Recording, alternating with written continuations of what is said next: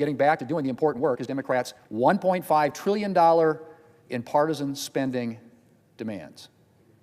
That's right, $1.5 trillion. Their partisan proposal demands more money, think about this, more money than our entire defense budget just to keep the government open for 4 weeks. That's not a credible proposal. It's a far-left wish list. And it's not how we're going to do things around here. Mr. President, we can end this shutdown in just a few hours. We need to take one roll call vote, just one roll call vote on the House-passed clean continuing resolution. The President of the United States says that he's ready to sign it. We just need a handful of Democrats to agree. Now, once we get the government back open, then we can talk about the issues that Democrats are raising. But we can't do that while they're holding the federal government hostage to their partisan demands. Mr. President, whatever Democrats are saying publicly, I think privately they are all well aware of the problems with their current position. The senior senator from Massachusetts has said, and I quote, "Hostage tactics are the last resort for those who can't win their fights through elections, can't win their fights in Congress, can't win their fights for the presidency, and can't win their fights in the courts," end quote. The Democrat leader called shutdowns, and I quote, "a politics of idiocy, of confrontation, of paralysis," end quote. Mr. President, this shutdown needs to end sooner rather than later. And there's only one way out of it. Democrats need to vote for the clean, nonpartisan, continuing resolution sitting right there. All it takes is one roll call vote. The government's back open. And Mr. President, we need to get this government back open, which we can do very, very quickly. And then we can talk about whatever we need to talk about. Just a few years ago, the Democrat leader had this to say, and I quote again, "We're allowed to come here and disagree over policy. In fact, our system of government was designed to allow for progress, despite our large and sometimes raucous differences. But when one side throws a temper tantrum and uses the basic functioning of our government as leverage in a policy argument, our system of government breaks down," end quote. Well, Mr. President, let's hope the Democrat leader decides to heed his own words and the Democrats' temper tantrum ends sooner rather than later. Mr. President, later today, a couple hours, Democrats will have another opportunity to vote for the clean continuing resolution. And we'll see if they're still committed to their shutdown politics. Republicans remain ready to reopen the government and to get back to doing the American people's business. How much longer this shutdown lasts depends entirely on Democrats. The choice is theirs. Mr. President, I yield the floor, and I suggest the absence of a quorum. Clerk will call the roll. Ms. Also Brooks.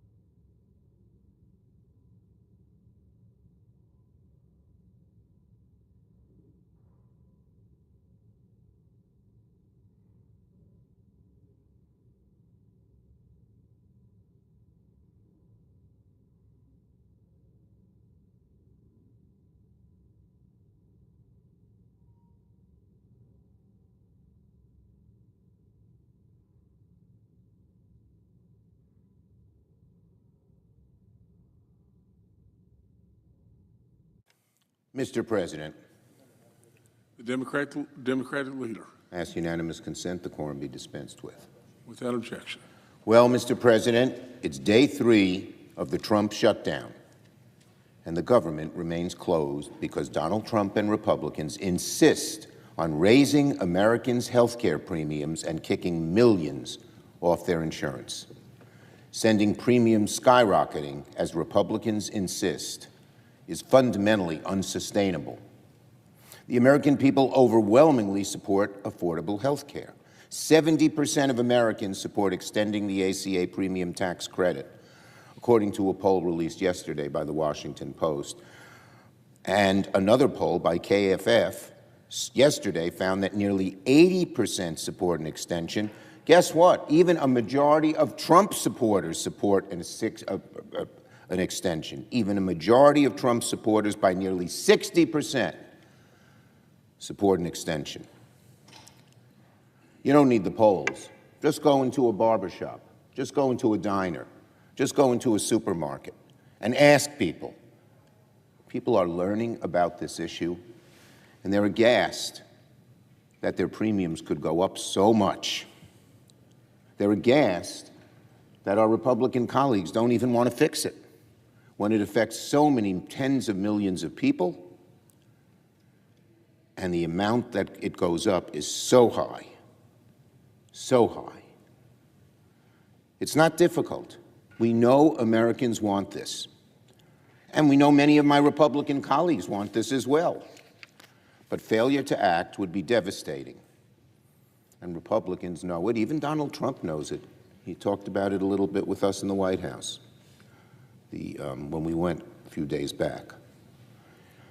If we don't act now, then at least 22 million people will see their health care premiums double on average. But for many people, it's even worse than that. If these ACA premium tax credits aren't extended, the average 55-year-old couple making $85,000 a year would see their premiums not just double, but triple. $25,000 a year. How is a senior citizen, even one that has a little bit of savings and a little bit of a cushion, afford $25,000 a year? So that is all Democrats want to fix. We are on the side of the people. People know it and want it and need it. It's not complicated. Americans want it. Republican voters want it. Democrats remain ready and willing to work with the other side. We're ready to work on a path forward to lower health care costs for the American people and fund the federal government. I yield the floor.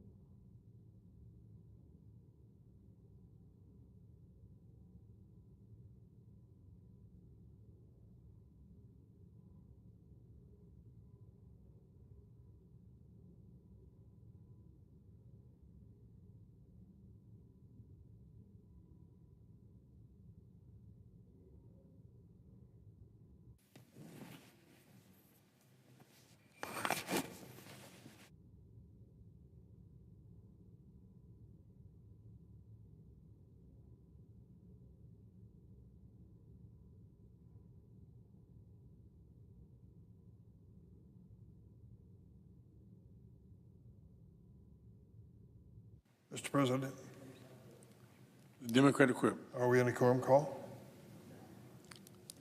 We're not. Thank you very much.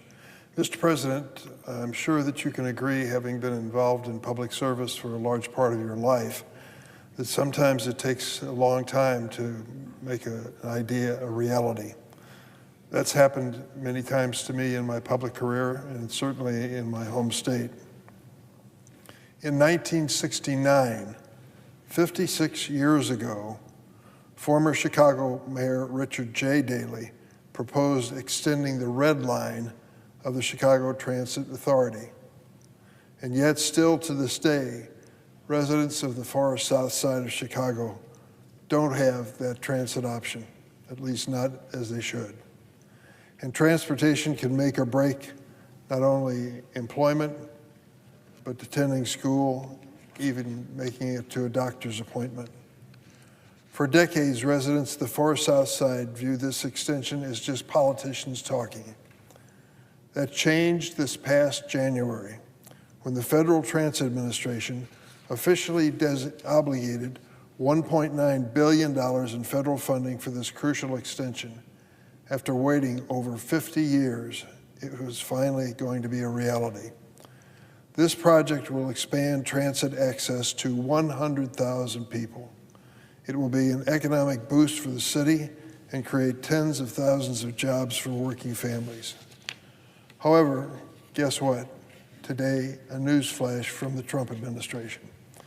We received news that the OMB director, Russell Vought, and the U.S. Department of Transportation have decided to illegally freeze $2 billion in grants for Chicago, including the obligated grant for the extension, and risk decades of worth of effort. This is in addition to the $7.5 billion in Department of Energy grants Director Vought canceled yesterday, including 33 projects totaling almost $700 million in Illinois. So why would this administration decide to target thousands of working families when it comes to their electric bills and when it comes to transportation? Because President Donald Trump wants to punish states like Illinois and the people who live there because they didn't vote for him in the last election. This is petty, it's unfair, it's wrong. These vindictive actions will cost Illinoisans jobs. Many of them will lose their employment, and it's going to raise the cost of electricity across the country. Freezing funds for these projects is a blatant abuse of power by a president and an administration that would rather settle petty personal scores than actually help people. OMB should immediately release any freeze on these funds, and I'll do everything I can with Senator Duckworth to hold this administration accountable for its decisions, which continue to hurt working families. Mr. President, on a separate subject, the upcoming vote on more than 100 nominees is actually what I feared would happen when Senate Republicans violated Senate rules to fast-track nominees. This has opened the door to rushing through more extreme nominees who have one qualification for office. They are blindly loyal to President Trump. That extends to a man named Stanley Woodward, the nominee to be the #3 official at the Department of Justice. Let me make this clear. Mr. Woodward is not even close to qualified. He has never worked at the Justice Department before this administration. What he has done is show his loyalty to Donald Trump by representing Trump associates for their roles in thwarting investigations into the president. As Associate Attorney General, Mr. Woodward would oversee some of DOJ's most critical programs, including the Office of Justice Programs and the Civil Rights Division. As a senior advisor to Attorney General Bondi, Mr. Woodward has already been involved in gutting these offices. The Trump administration has terminated hundreds of millions of dollars in grants administered by the Office of Justice Programs that support state and local law enforcement.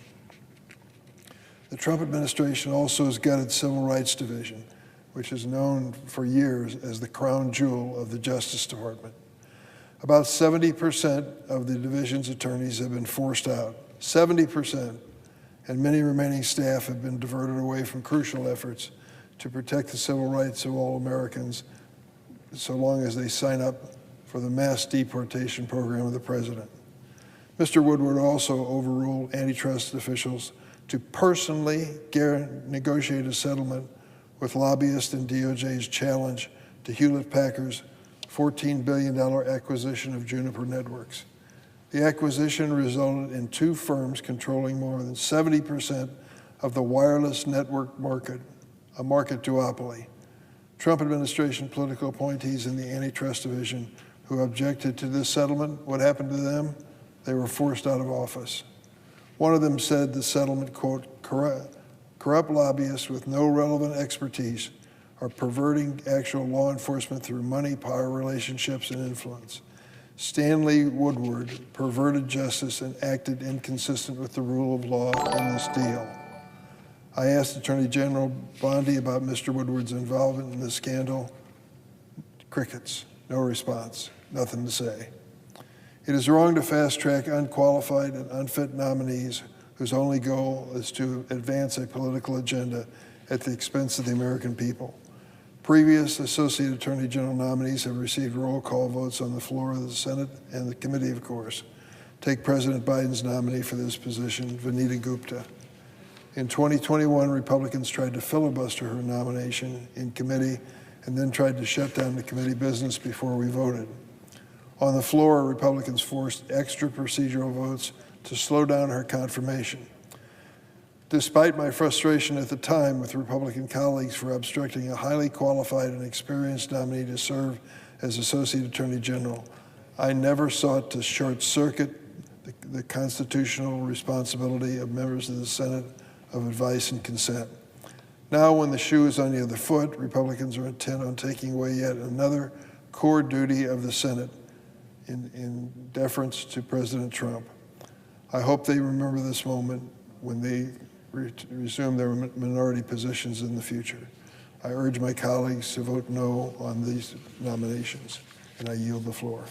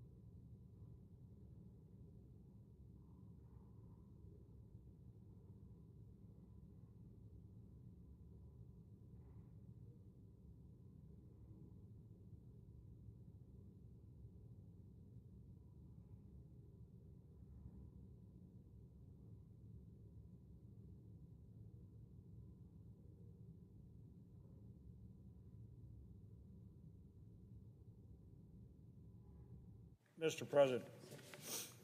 The Senator from North Dakota. Thank you, Mr. President. Mr. President, we're now in the third day of this government shutdown, and once again, our Democrat colleagues are going to have the opportunity to vote for a clean, nonpartisan, continuing resolution that would open the government and allow us to continue working on the appropriations process. Just to kind of give a little perspective on that, here are the statistics showing all of the Biden-era clean CRs that were passed. 13 of them. 13 of them during the Biden administration, and 96% of the Democrats voted for them. Now they can't vote for a clean resolution. How do you explain that? Unfortunately, Democrat leadership is demanding more than $1 trillion in new spending just to keep the government open. So instead of voting for this clean CR, they want more than $1 trillion in new spending in a CR that, I mean, the CR has no Republican priorities in it. It's just a clean CR. So how is it we're supposed to put trillions of dollars of Democrat priorities in a CR that goes till November 21?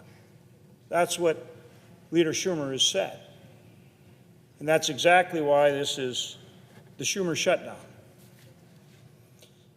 They've taken our government hostage with a list of demands that's really quite astonishing.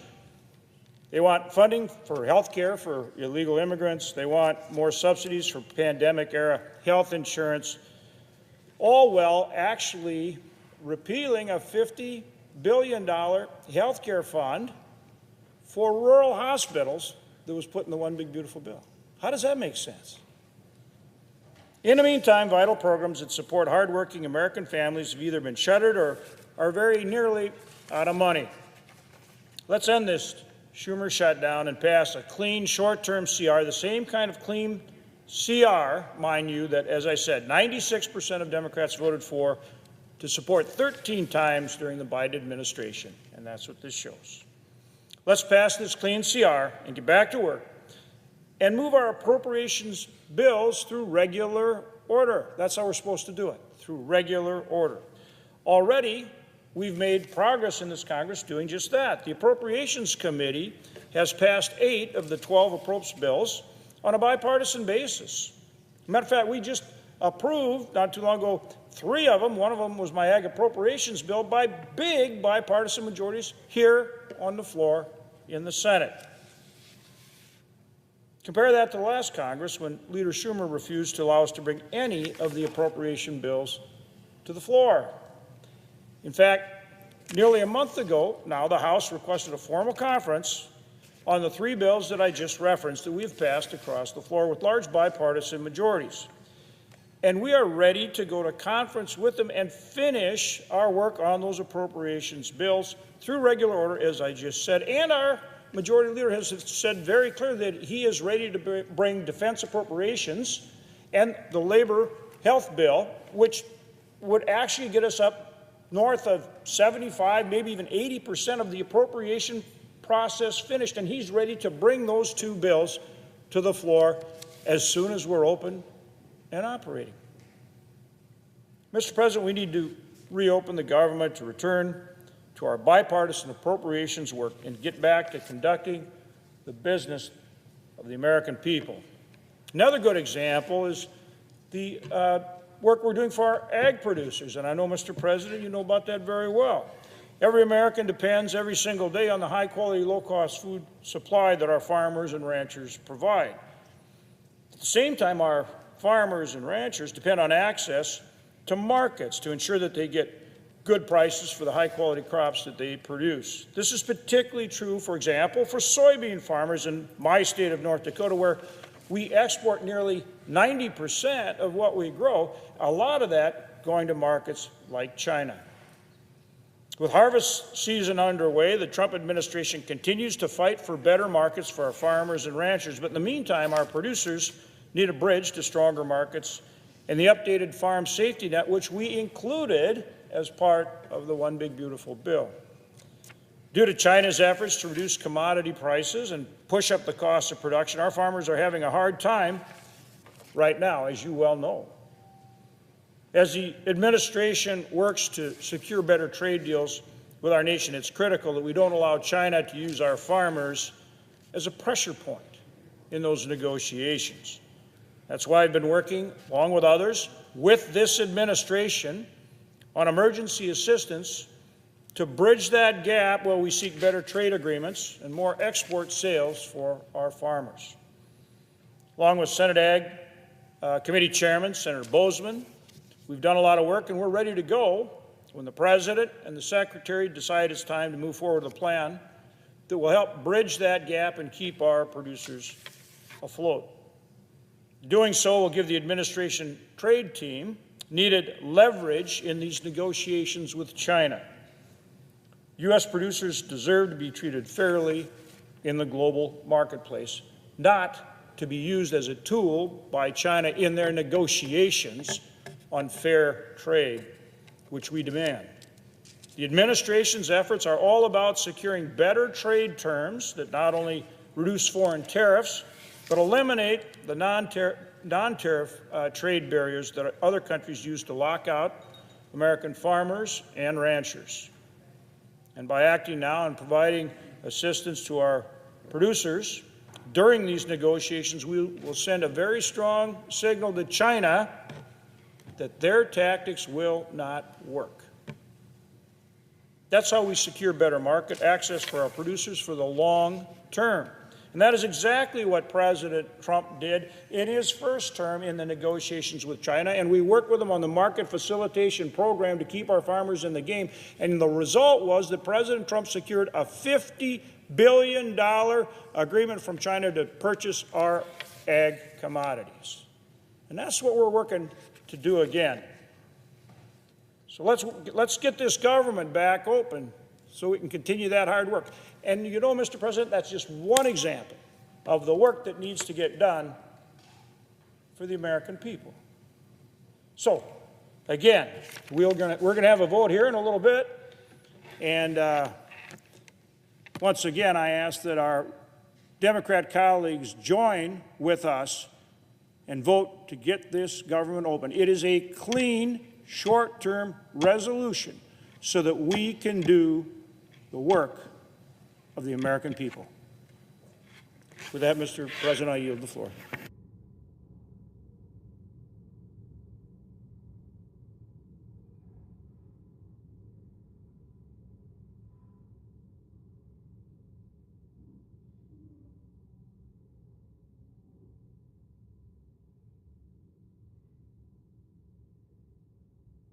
Mr. President. The senator from Washington. Thank you, Mr. President. Mr. President, we are 3 days into a government shutdown, and we are in the middle of a healthcare crisis entirely of Republicans' making. And a new poll shows nearly 80% of Americans, that is 4 in 5, want Republicans to work with us to stop their premiums from doubling. So what is the holdup? After all, as we speak, health plans are in the middle of locking in massive rate increases, and those notices will be in the mail any day now. These are two serious issues facing our country, and yet Trump and Republican leaders are refusing to take any of them seriously. On health care, they've decided to shut down the government rather than work with us, and they've decided they would rather make up lies about illegal immigrants than talk about the actual issue at stake, the reality that Republicans are letting premiums more than double. Newsflash, Republican areas are actually going to face some of the biggest price jumps if they refuse to save health care. Small businesses are going to take a hit, not to mention farmers. 1/4 of our farmers are covered on the ACA exchanges, so this health care crisis is a big concern for them. Millions of families across the country are about to see their monthly health care costs jump by hundreds, if not thousands of dollars. And the Republicans' plan here seems to be, I hope no one notices. That is out of touch. Maybe a couple $1,000s here and there seems like no big deal when you take your marching orders from billionaires like Donald Trump. But if Republicans talk to everyday families and fewer rich billionaires, they would understand the health care crisis Republicans are ignoring is going to devastate folks back home.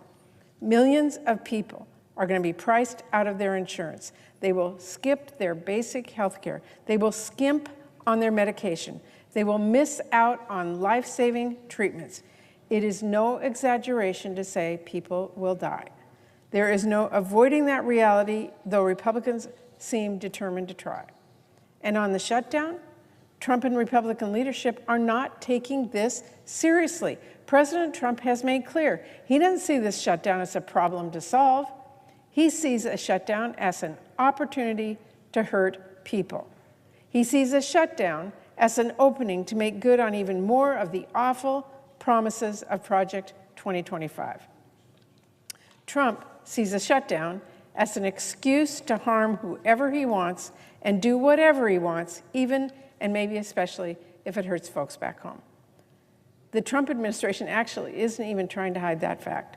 They're targeting their cuts at blue states, they're talking about canceling Democratic priorities, and they are threatening our constituents if we do not bend the knee.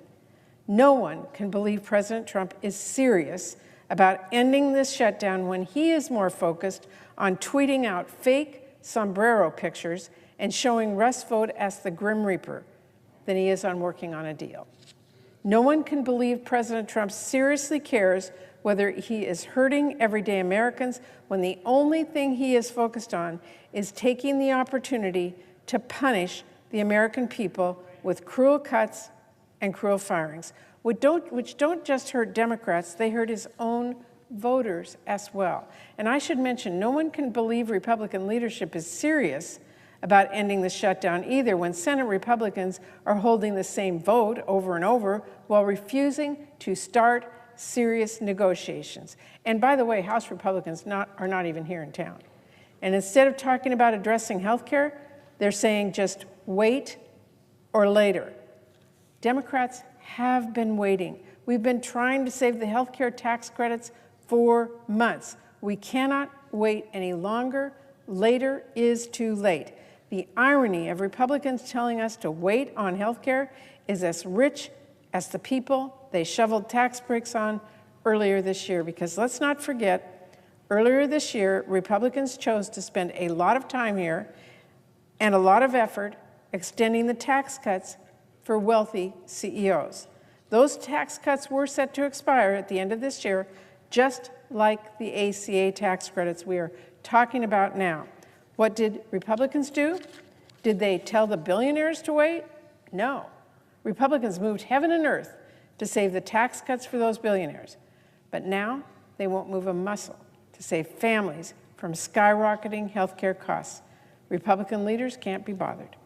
When billionaires have a tax cut expiring at the end of the year, it is all hands on deck for Republican leadership, even if it means throwing working families overboard with $1 trillion in health cuts families will need to cover out of their own pocket or go without coverage. But when health care is on the brink, when health premiums are being locked in right now, and when they are going to double for our families, Republicans are nowhere to be found. And I mean that literally. House Republicans have not been here all week. They are missing in action. They should be rushing back to work on a solution. But Republican leaders seem to be moving in the opposite direction, forcing a vote on the same failed partisan bill for the fourth time. Mr. President, we're at the table. We want to be here. We want to find a solution. We want to reopen the government. We want to prevent families' costs from skyrocketing. I hope Republicans decide that they're ready to join us. Thank you, Mr. President. I yield the floor.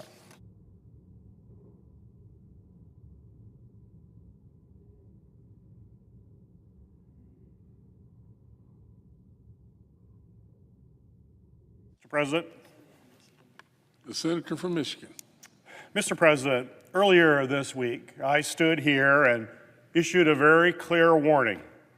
Vital cybersecurity protections that have safeguarded our economy, our infrastructure, and our government for over a decade have now expired. For the past 10 years, these safeguards defended against increasingly aggressive and sophisticated cybersecurity attacks. Without them, there is no question our nation is at greater risk of a major cybersecurity breach than ever before. Mr. President, we didn't have to reach this point. Back in April, Senator Rounds and I introduced a clean, bipartisan 10-year extension of these critical, absolutely critical security authorities. The Trump administration fully supports this effort. They fully support a 10-year extension. Businesses and stakeholders across industries who count on this law want to see a clean 10-year extension. Over the past few months, we have heard from more than 100 of them, urging us to pass legislation that will give them the long-term certainty of these protections. And that's a key point, long-term certainty for these protections so that they can defend their systems and protect their customers. Every single day we delay reauthorizing this law, we leave our hospitals, our power grids, our financial systems, and more increasingly vulnerable to cyber attacks. We must pass this legislation without delay to restore these vital defenses and protect our nation. So I urge my colleagues to immediately address this serious national security risk and pass this clean, long-term extension today. Mr. President, as if in legislative session and notwithstanding Rule 22, I ask unanimous consent that the Committee on Homeland Security and Governmental Affairs be discharged from further consideration of S. 1377, and the Senate proceed to its immediate consideration, that the bill be considered read a third time and passed, and the motion to reconsider be considered made and laid upon the table with no intervening action or debate. Is there objection? Mr. President, The senator from Kentucky. it's good to see that fake outrage is alive and well in the Senate. We've got Democrats coming to the floor worried about the government being shut down, although they're the ones that have shut the government down. Ironically, every Democrat in this body voted for the exact same spending levels that are in this continuing resolution. Last December, these Biden spending levels were put forward by Democrats. Now you have every Democrat that voted for the spending levels now voting against without any rhyme or reason or explanation. So really, to come to the floor and complain about the government shutting down a program when the senator has every ability to vote in a few minutes to open the government back up is quite fake outrage. I object. Mr. President. Objection is heard. Mr. President. Let's be really clear. This has absolutely nothing to do with annual appropriations whatsoever. Doesn't have to do with the shutdown. This is a law that expired at the end of the fiscal year to protect our cybersecurity across the country. It's about restoring a law that's been in place for 10 years. It's not about the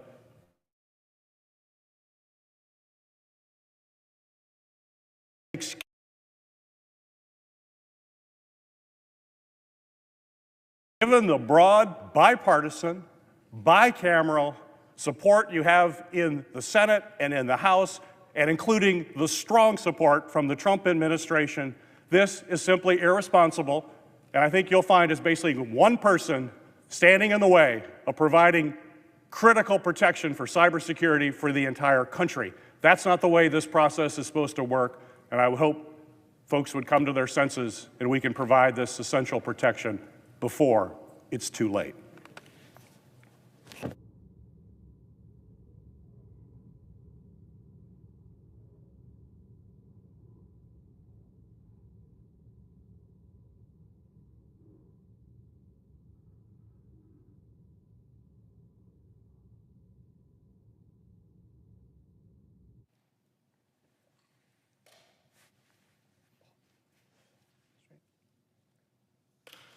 Mr. President. The senator from Hawaii. Mr. President, Donald Trump is sending $20 billion to not to Americans, to Argentina. Donald Trump is sending $20 billion to Argentina to bail out their economy, and he wants to spend $50 billion to clean up the mess that he made by starting a trade war that crushed American soybean producers. And let's be clear about what happened. It's not that that market is temporarily suspended. That market, in some cases, is gone. And during this period of time of $20 billion for the country of Argentina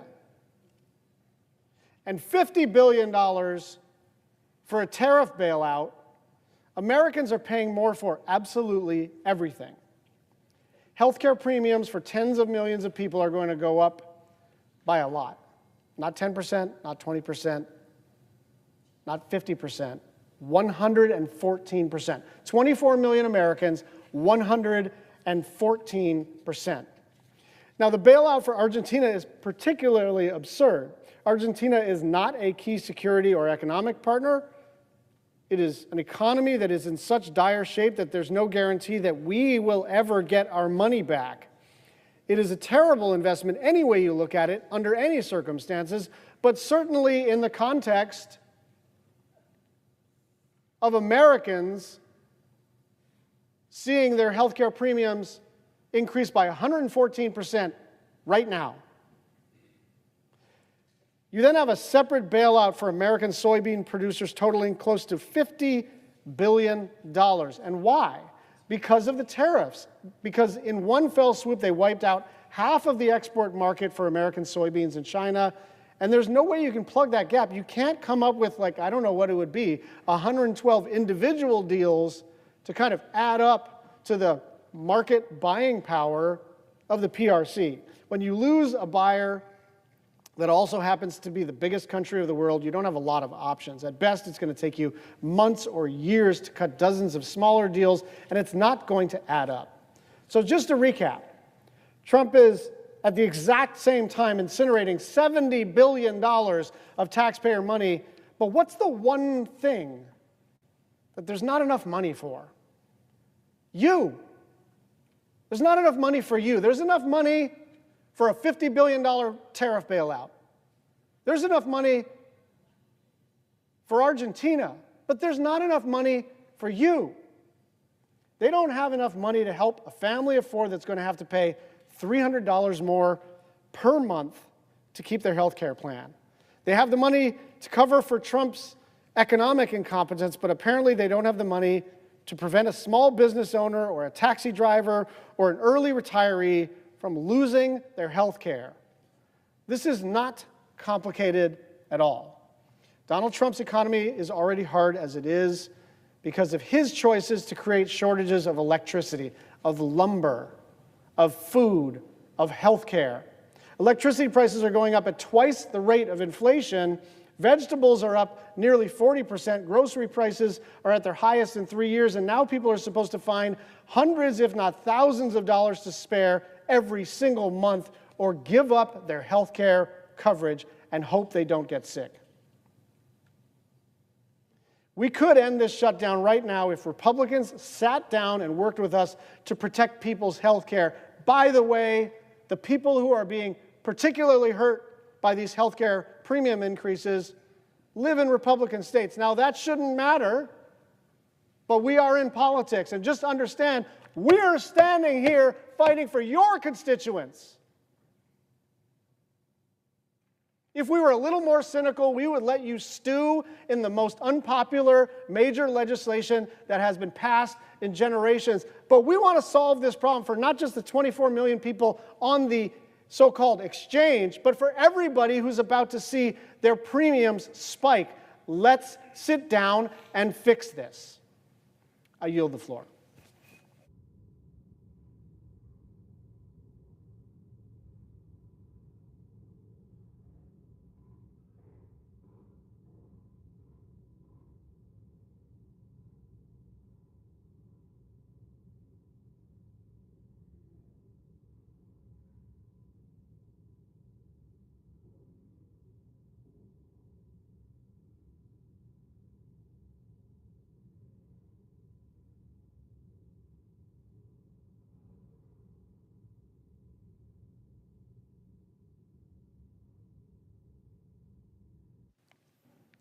Mr. President. Senator from Kentucky. Mr. President, my position on government shutdowns is pretty well known. There's absolutely nothing to gain in taking basic government functions hostage for 11th hour partisan demands. And I hope our Democratic colleagues will relearn that lesson in short order. Because the American people have plenty to lose from freezing important functions of the federal government. Here in the Senate, Democrats' shutdown is taking time we ought to be spending on important outstanding business, beginning with our obligation to provide for the common defense. In particular, our work to deliver full-year defense appropriations is not finished. So I'd like to talk briefly about what must come next after interim government funding is extended and what's at stake for our national security. The U.S. military is not immune from the disruptive short-term consequences of a government shutdown. But the long-term consequences of going without robust full-year defense appropriations are far, far graver. I offered this warning in the spring when, for the first time, Washington told America's men and women in uniform to conduct today's operations and prepare for tomorrow's threats using yesterday's dollars. We put the national defense on a full-year continuing resolution and forced the military services to function for another year on the anemic defense budget signed into law by President Biden. A full-year CR is the enemy of readiness, modernization, and efficiency. The armed services want to make their budgets simpler, more efficient, and more flexible by consolidating budget lines. But they can't do that under a full-year CR. Punting new appropriations directly contradicts the Pentagon's stated goal of building a resilient, surge-ready munitions enterprise. The prohibitions on new program starts under a CR effectively put high priority on service modernization efforts literally on ice. The administration says it wants flexible and efficient investments. Well, Mr. President, there's nothing flexible, efficient, resilient, or lethal about running the national defense enterprise on a full-year CR. Nor will a CR send the consistent signal industry and investors need to pour private capital into the long overdue expansion of our defense industrial base.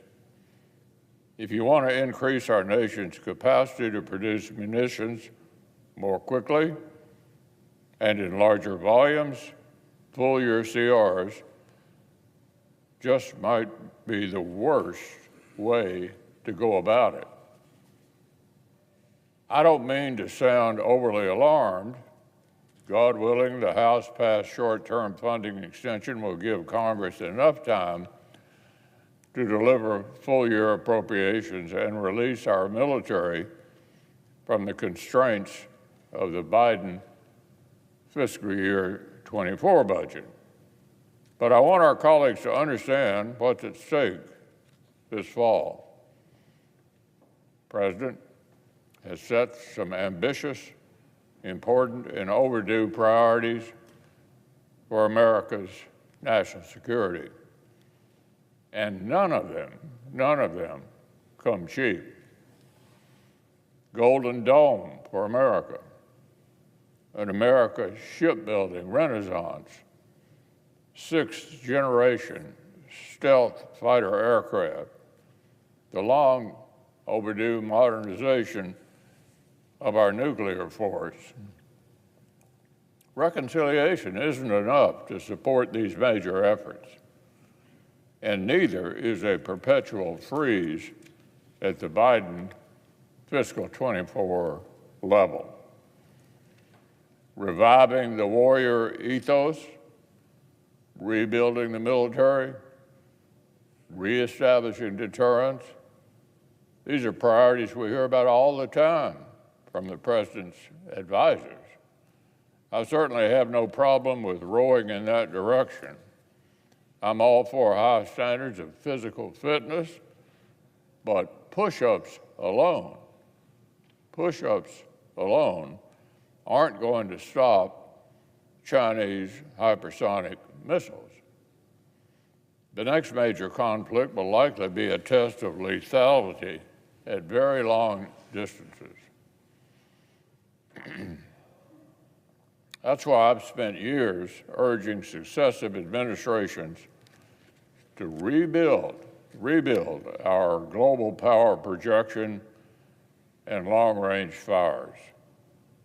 It's why I criticize the Biden administration for talking about China as the pacing threat, but turning in defense budget requests that didn't even keep pace with inflation. The administration cannot afford to make this same mistake. So this week, I was encouraged to hear Secretary Hegseth proclaim a Trump buildup in the mold of the Reagan buildup that helped end the Cold War. For the record, my fellow defense appropriators and I have been ready to deliver such a buildup since day one. And our bipartisan bill speaks for itself, putting money where our mouth is. But here's the rub. We can only make it happen if the administration moves from words to action. And an important step in that process is the National Defense Strategy. Historically, the National Defense Strategy is what administrations use to define threats, identify objectives, and propose coherent plans for aligning resources to actually meet them.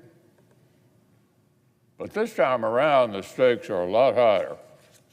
A short-sighted NDS that doesn't align with the president's vision of American greatness and peace through strength could wind up as the pretext to extend Biden-era constraints on our military indefinitely. Unfortunately, early reports suggest that this risk may be real and that the NDS may turn out eerily similar to the rhetoric of Obama-era officials who viewed their remit as managing America's decline amid a transition to a multipolar world. If the NDS ignores the importance of maintaining American primacy, fails to account for the global nature of competition with China, or discounts the value of supporting and integrating allies and partners, it would risk further sabotaging the president's efforts to restore peace through strength. So I'll be interested to read how the department is applying the lessons and dividends of security cooperation with allies and partners to looming challenges, how it plans to address critical munitions shortages, even as its fiscal 26 request and reconciliation investment fails to maximize existing production capacity, and how it accounts for the increased likelihood of simultaneous conflict in multiple theaters. If the administration means what it says about restoring deterrence, it would recognize how plans to reduce security cooperation with frontline NATO allies invite more brazen Russian incursions into the alliance's territory and airspace. It would recognize how China is watching closely for signs of weakening American commitments to European allies, to Ukraine, or to AUKUS partners. Of course, responsible senior officials who understand the dividends of security cooperation would not have tried to end-run around the president to freeze assistance to Ukraine. They certainly would have appreciated that cutting off intelligence sharing to to the world's foremost experts in drone warfare might make it harder for the U.S. military to achieve drone dominance. On that count, I was encouraged earlier this week that the President himself greenlit an expansion of the intelligence cooperation that members of his administration had actually wanted to end. As our colleagues will recall, the President observed last month that Ukraine can win. The President said Ukraine can win. And unlike some of his advisors, the American people are indicating in clear majorities that they think we ought to help. By one recent poll, more than 6 in 10 Americans support sending more arms and military supplies to help Ukraine win. That includes, listen to this, a clear majority of Republicans support helping Ukraine. And the recent voting history of the House of Representatives indicates that poll isn't a fluke. Last month, House Republicans voted overwhelmingly to reject an amendment to the NDAA that would have barred further assistance to Ukraine. So listen to this. 72% of House Republicans, including House leadership, said continuing to arm Ukraine's defense was a good idea. So the public is behind it. Republicans in Congress are behind it. We know it's the right thing to do. Ultimately, the President knows that money talks. He understands that valuable things are expensive. What's true in property development is also true in military procurement. There's no way around it.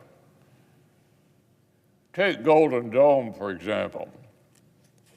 Building anything close to a continental missile defense shield will, by reasonable estimates, cost several times more than was allocated this year in one-off reconciliation spending. Every year for decades to come. If the Pentagon isn't even planning to max out its budget request for procuring critical munitions in the short term, why on earth should our adversaries take any talk of long-term missile defense seriously? Likewise, why should they take American air power seriously if we're only willing to develop 6th-generation stealth fighters for the Air Force, but not for the Navy? What good are multi-billion-dollar aircraft carriers if we're not prepared to equip them with aircraft that can survive modern warfare? At home and abroad, I'm concerned that too many of the President's advisors are unwilling to acknowledge the gap between his stated priorities and what they're prepared to invest to achieve them. If you ask me, the name on the front door at the Pentagon matters a great deal less than whether the services inside are equipped and prepared to deter and win wars. And we're facing real, glaring gaps in critical capabilities. The ink was barely dry on the one big, beautiful bill when senior Pentagon officials began to report to my colleagues and I on the Appropriations Committee that they still face significant funding shortfalls. Given the high pace of operations in the Middle East and in the Western Hemisphere, it's safe to assume these costs are only going to continue to rise. So, Mr. President, there's a lot going on around this building. But soon, I hope our colleagues will have an opportunity to go on record in favor of investing in peace through strength. We'll have a chance to put our money where our mouth is on reestablishing deterrence and rebuilding the force required to back it up. Our investments in the common defense are a signal of our national resolve. When the American people spoke last November, I don't think they meant for their leaders to mail in a third year of anemic Biden-era top lines. I don't think the president assembled his policy and budget advisors with a mind to punt in the face of looming threats. When he hired civilian Pentagon leaders to restore deterrence, I think he meant more than just threatening adversaries with a catchy line on camera. I think he meant building the force that threatens them with its very existence. So the administration wants a Trump buildup, then let's build one. And once Democrat shutdown is over, let's start with serious, increased, full-year investments in our national defense.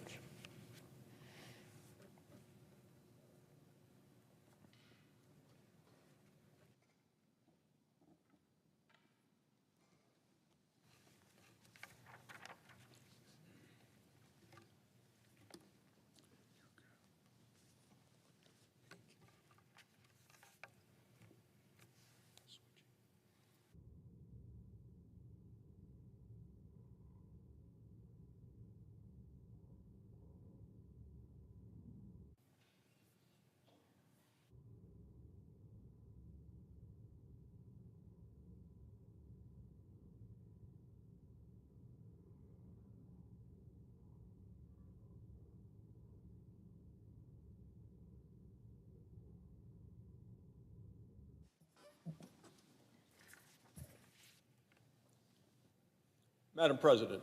Majority Whip. Thank you, Madam President. Madam President, America is now in the middle of the Schumer shutdown. 2 in 3 Americans oppose it. Democrats are holding the American people hostage.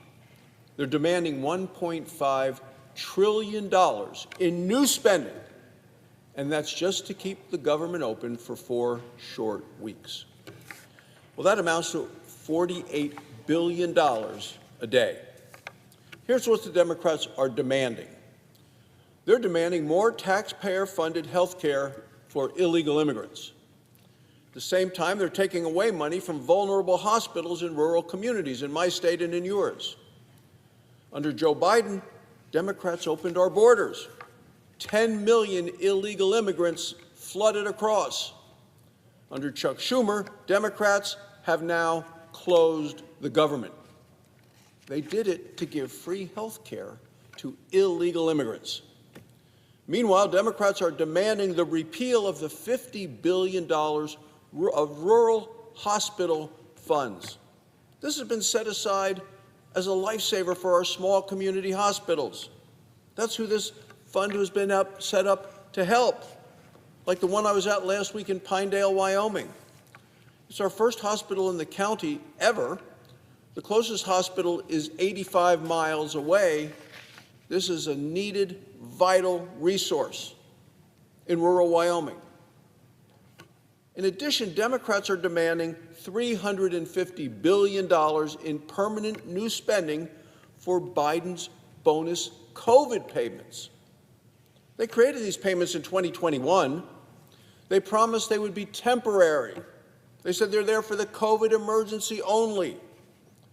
They extended them once so they would end at the end of this year. Clearly, COVID is over. And now they want these Biden bonus COVID payments to become permanent, to go on forever. These payments are riddled with waste, fraud, abuse, and corruption. We have seen it. We have documented evidence. Unlike most insurance, there are no premiums, there are no deductibles, and Democrats also removed the income limit. The money goes straight from the government to the insurance companies. The bill goes directly to the hardworking American taxpayers. The Democrats' price to reopen the government are all of those things I've mentioned, plus more. What we are doing as Republicans is proposing to reopen the government for 7 weeks at the current funding levels. The House has already passed it. Republicans and Democrats have voted for it in the House and in the Senate. President Trump is ready to sign it. It takes 60 votes in the Senate to reopen the government. We have voted repeatedly over the past several days. Each time, a few level-headed Democrats have joined Republicans in the vote. It is time for more Democrats to join us today. There's only one person standing in the way, and that's the minority leader. He's holding the American people hostage. He fears retribution from the radical socialist left. Easy to see why. The radical socialist left, including Senator Sanders, Senator Warren, AOC, they have become the Democrat leaders in this shutdown. They're the ones running the party. While the government is stuck in this Schumer shutdown, the people paying the price are the American families. Veterans will face longer wait times for appointments. Members of the military and border patrol agents, they'll continue to protect our nation. They'll do it without pay. Some wildfire prevention, which is critical this time of year, will stop. Wildland firefighters will remain on the job unpaid. Mothers will lose access to vital programs that help feed their children. Sick patients on Medicare and Medicaid may lose home health care services. Small business owners will not receive new federal loans because the Small Business Administration is unable during a shutdown to process them. The American people all across this country are feeling the pain of the Schumer shutdown. Their request is simple. They're asking Senate Democrats to do what they've done 13 times under Joe Biden, to vote for a clean, continuing resolution that will reopen the government. All it takes are a few more Democrats, people who are willing to put the country first. We're about to vote today on another clean, continuing resolution, like the Democrats did 13 times when Joe Biden was in the White House, and that's the one to reopen the government. Republicans are going to vote for it. Democrats have the opportunity today, in just a few short minutes, to do the right thing for the American people. Let's see if they do. Thank you, Madam President. I yield the floor. It's the absence of a quorum. Clerk will call the roll. Ms. Also Brooks.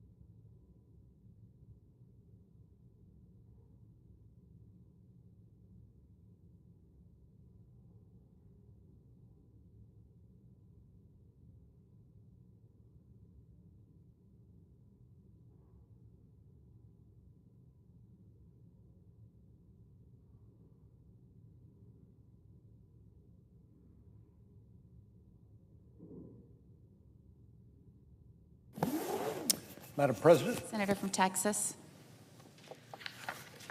Madam President, are we in the quorum call? Yes. I'd ask consent that the quorum call be dispensed with. Without objection.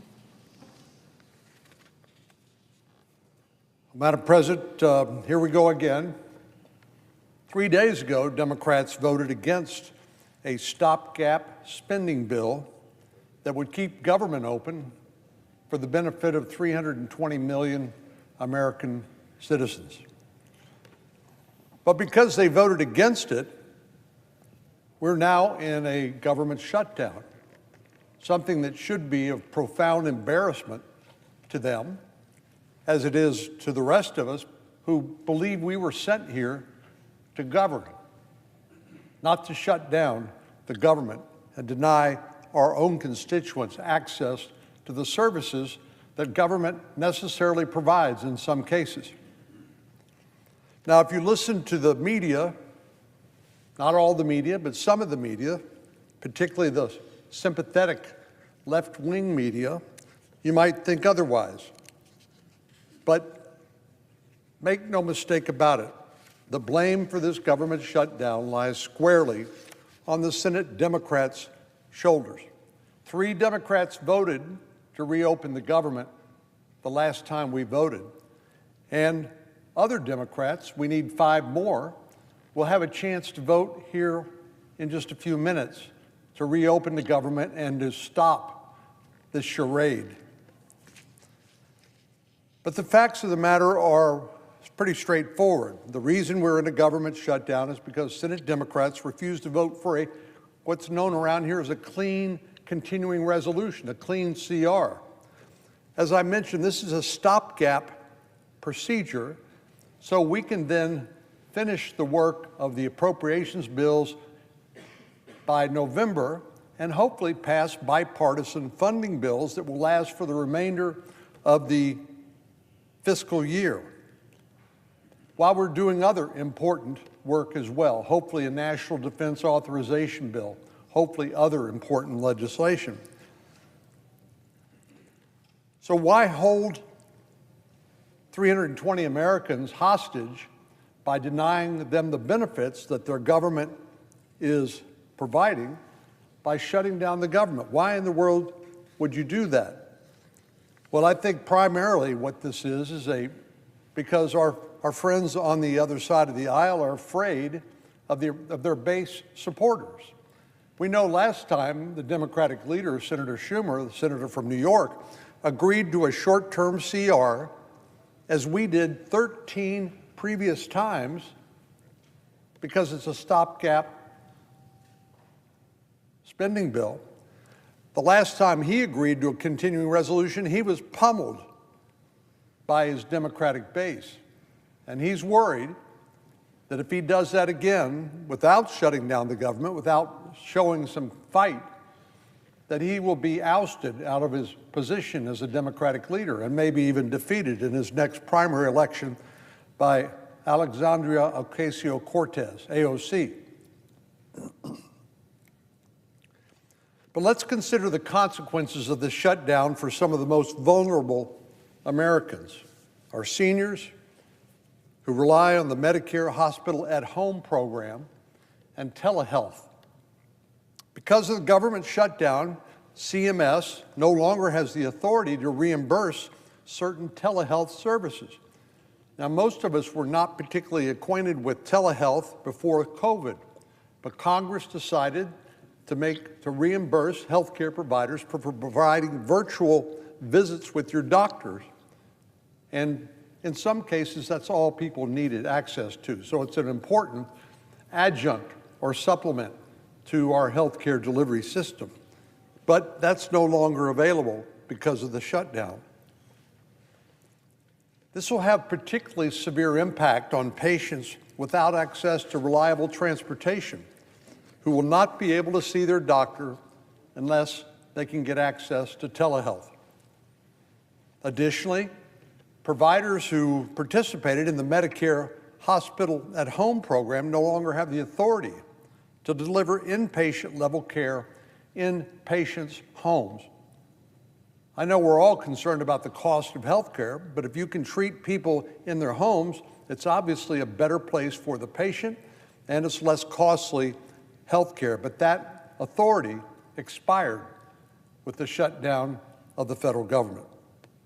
This means some of our most vulnerable Americans, sick and bedridden seniors, have been left without care or were unexpectedly forced to be transported to overcrowded hospitals when it may not be in their best interest to actually engage in that transport.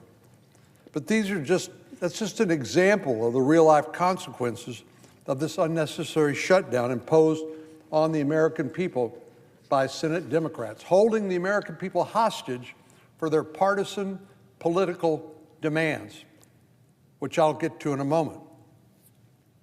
Democrats want America to believe that this is about health care. Well, they know that the particular health care benefits that they are most concerned about is a COVID-era plus-up of the Affordable Care Act's subsidies that were started back during the Biden administration. So even if these plussed-up benefits were to expire, people would not be denied access to the Affordable Care Act if they happen to have a policy using that particular program. So there's no imminent threat to these people or anyone else if we don't address it in the context of this shutdown. So it's a made-up crisis. We know that these provisions expire at the end of this calendar year, and there will be time, and we will take the time to deal with those as we should. But based on many of the stories of waste, fraud, and abuse associated with these plussed-up COVID-era Biden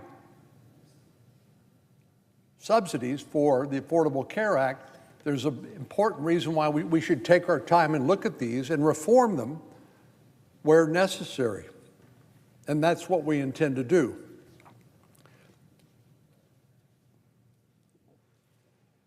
If Senate Democrats really cared about ensuring the most vulnerable patients in America got access to health care, they would never have shut down the government. This shutdown is obviously not about health care, if they're actually making health care worse by shutting down the government.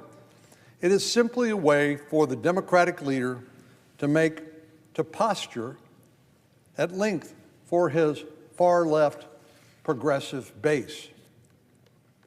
It's unconscionable, if you think about it, that Democrats are holding the American people hostage, and some of the very people they claim to be helping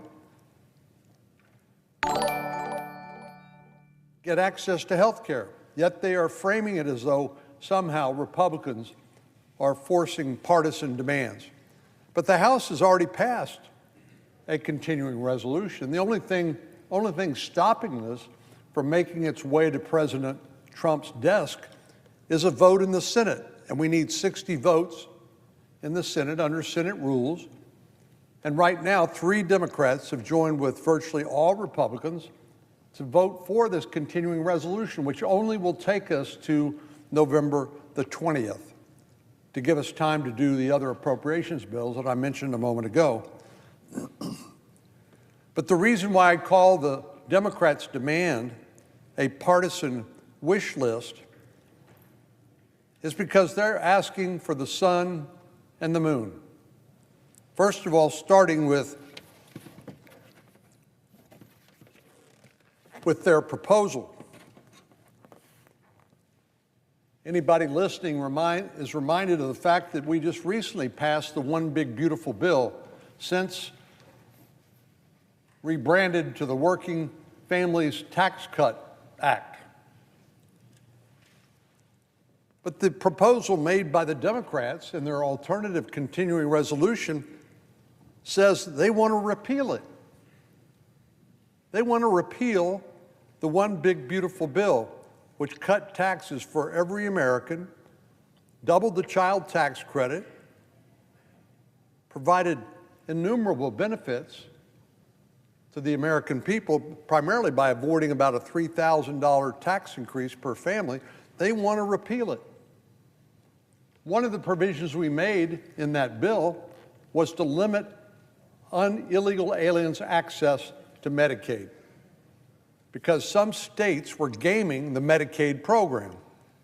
Not to get bogged down in the details too much, but this is a state-federal program, and under the Affordable Care Act, the federal government pays 90% of the Medicaid. Now, Democrats say, well, it's illegal to provide free health care to illegal aliens under existing law, and it is.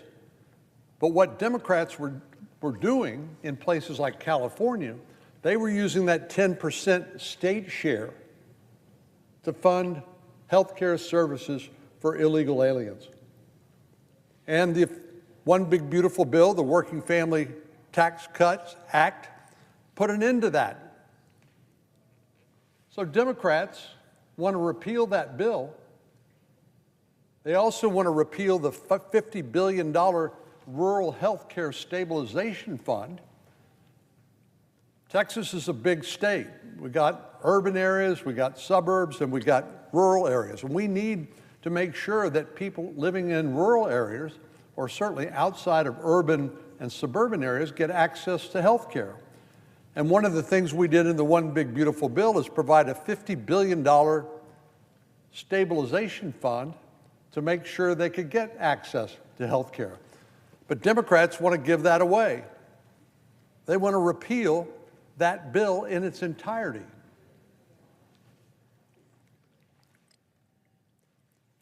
Well, I've heard Democrats on TV and on social media say, we don't want to provide free health care to illegal aliens. But again, this is the provision that they want to change. They want to repeal this provision, alien Medicaid eligibility, which limited the ability to game the Medicaid program, the state contribution to a state federal share program, to fund health care for illegal aliens. Now, we know that there's a lot of reasons why people come to the country, our country, illegally. Many are drawn because they want to work. We understand they want a better life. We understand that, but the right way to do that is through legal channels, not through illegal channels. But one of the magnets that draws people to come to the country is access to taxpayer-provided free benefits, like free health care. But the states like California that game the Medicaid system are the worst offenders when it comes to providing free access to health care using this Medicaid program. But this is a provision that Democrats now want to repeal. The prohibition we passed in the One Big Beautiful Bill, the Working Family Tax Cuts Act. What's more, Democrats are asking us to spend billions of dollars in new spending because they won't vote for a stopgap spending measure.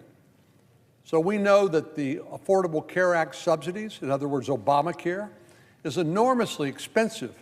I won't spend much time here talking about the false promises upon which Obamacare was sold.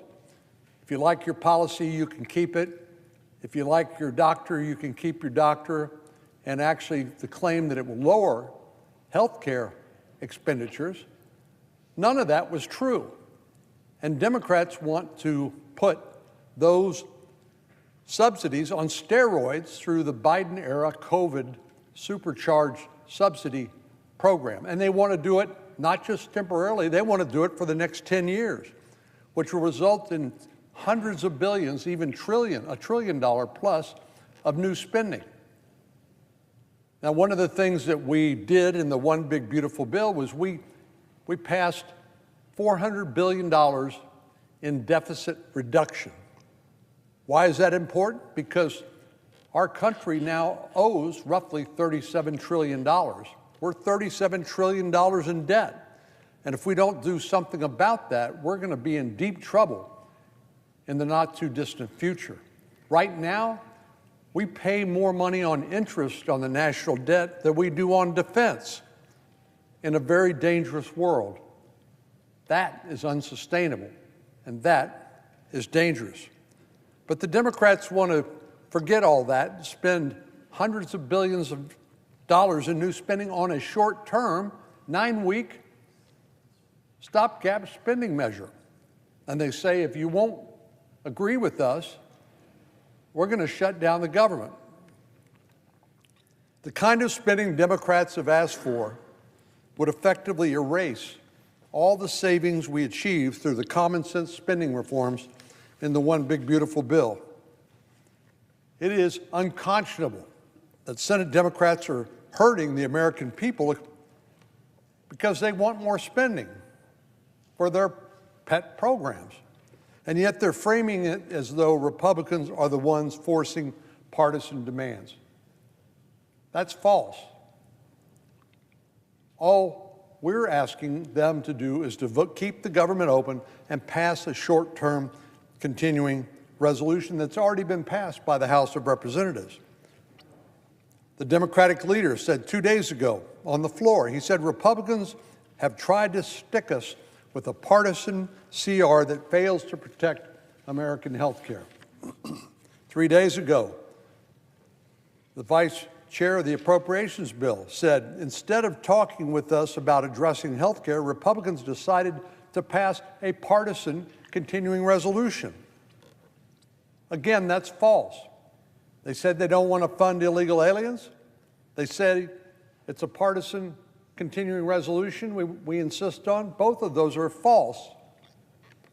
The continuing resolution proposed by Republicans has already passed the House of Representatives. It does not include partisan demands. If Democrats do not want to pass a clean continuing resolution, what are they proposing? Well, a partisan continuing resolution, and I've talked about some of the provisions. The alternative continuing resolution that Democrats are proposing would not only repeal the One Big Beautiful Bill effectively, but they make other partisan demands on top of that. The Democratic CR would eliminate provisions of the One Big Beautiful Bill that are critical to putting our fiscal condition back on track, as I mentioned a moment ago. In the Medicaid program, we tightened eligibility. We added work requirements for able-bodied adults. We required stricter eligibility reporting and ensured that illegal immigrants do not get free health care benefits. The One Big Beautiful Bill was a critical step toward ensuring that Medicaid is there for the people who truly need it, the elderly, children, the disabled, not able-bodied adults. Democrats have claimed over and over again they're not attempting to fund health care for illegal aliens, but as I've demonstrated, that's not true. Their proposed continuing resolution repeals the exact provisions of the One Big Beautiful Bill that prevented illegal aliens from receiving those benefits. Just for those who want to read it for themselves, this is Section 2141 of the Democrats' proposed continuing resolution. It strikes Section 71109 of the One Big Beautiful Bill. This is a provision that limits eligibility requirement and federal payments to states that allow medical assistance for illegal aliens. Medicaid has always been intended to be a lifeline to the most vulnerable Americans when it comes to their health insurance. But over the last decades, it's become bloated with waste, fraud, and abuse. We cannot continue to serve the most vulnerable Americans for whom Medicaid was originally designed if we're going to be subsidizing other people like able-bodied adults who should be capable of contributing themselves. Further, extending these subsidies without reform will continue contributing to the ballooning costs of health care, now roughly 18% of our entire economy. This is the same problem we've had with ballooning costs in higher education. The more the government subsidizes, the more bloated that industry becomes, and consequently, the providers raise prices and those services become less affordable to ordinary middle-class Americans who would not otherwise rely on government benefits. The Republican reforms to Medicaid in the One Big Beautiful Bill put the most vulnerable Americans first. But Democrats have refused to vote for a clean continuing resolution and instead demanded that Republicans repeal these monumental reforms before allowing the lights to stay on. Democrats are also demanding to extend the Enhanced Affordable Care Act subsidies, which is really Obamacare on steroids, which don't even expire until the end of this year. We will get to that, believe me, before the end of the year. But to hold this short-term stopgap spending bill hostage is really unconscionable.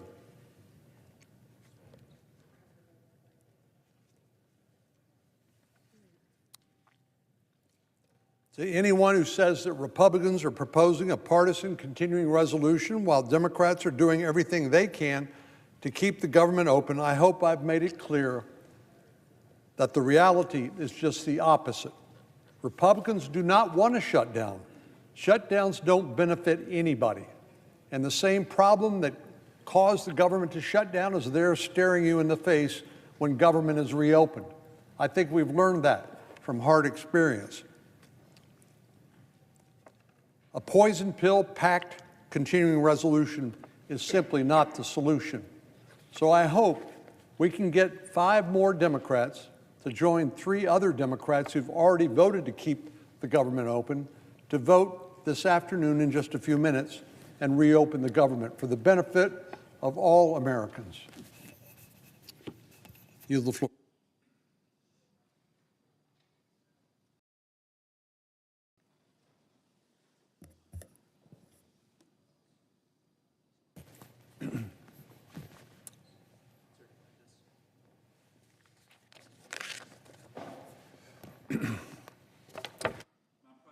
Senator from Alaska. Madam President, I ask unanimous consent to speak up to 10 minutes prior to the scheduled roll call vote. Without objection. Madam President, I'm here on the floor today to ask for unanimous consent to pass a very important resolution that I try to move forward every year. It's my Choose Respect Day resolution. I want to thank Senator Schiff for being my lead co-sponsor on the other side of the aisle. And it's to kick off also Domestic Violence Awareness Month. Now, Madam President, as a former AG, like myself, this is really important to me, my state. I come down on the floor a lot to brag about the great state of Alaska in so many different areas. But this is one area where I don't like to brag about Alaska because there's not much to brag about. We have some of the highest rates of domestic violence, of sexual assault of any place in the country.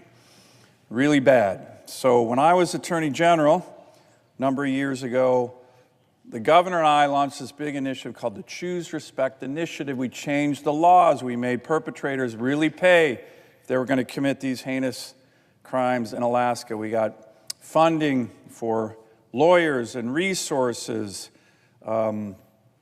We got different services, and we had ads all over TV in Alaska about choosing respect. Real Alaska men choose respect. They don't commit these heinous acts. They don't hit their girlfriend. They don't do any of that kind of horrible stuff. And started to work in my state, Madam President, to change the culture, which wasn't a good culture up in Alaska. We're still doing that, so when I came to the Senate, I really wanted to continue this work. Really important work. It's been bipartisan to try to change the culture in our country. We have very, very high rates, too high rates of domestic violence and sexual assault in many places in America. And we should all be focused on making sure The next generation of young men don't do that. So one of the ways in which we've done that, Madam President, is my POWER Act, which has been to get pro bono legal services for domestic violence survivors and victims. This is an innovative idea that we started in Alaska, brought here to the Senate. The POWER Act now has had over 61,000 attorneys across America provide pro bono legal assistance to survivors. 61,000. That was from a bill here we had on the Senate floor. These are the kind of things we can do in the Senate, in the Congress, to address this very significant challenge in my state, but across the country. So this resolution, Madam President, builds on what we're doing across the board on many of the different Choose Respect initiatives that I've brought to the Congress in a bipartisan way over the years.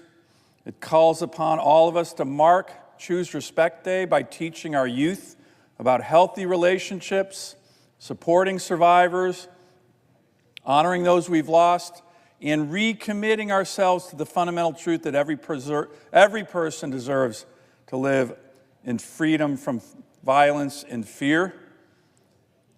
The call to choose respect is simple but powerful. If we live by it, not just on October 1st, as the resolution calls for, we can break the cycle of abuse, strengthen families, and build a safer, more respectful country. And I think at this point, right now in our nation's history, we could all use that. So I urge my colleagues to join me in passing this resolution. Together, let's honor survivors, remember victims, and choose respect in all we do. Madam President, as if in legislative session and notwithstanding Rule 22, I ask unanimous consent that the Senate proceed to the consideration of Senate Res 431, which is at the desk. The clerk will report. Senate Resolution 431, supporting the goals and objectives of Choose Respect Day. Without objection, the Senate will proceed to the measure. I ask unanimous consent that the resolution be agreed to, the preamble be agreed to, and that the motions to reconsider be considered made and laid upon the table with no intervening action or debate. Is there objection? Without objection. Thank you, Madam President. Madam President, I ask that my next comments be listed in the congressional record in a different place from my previous comments.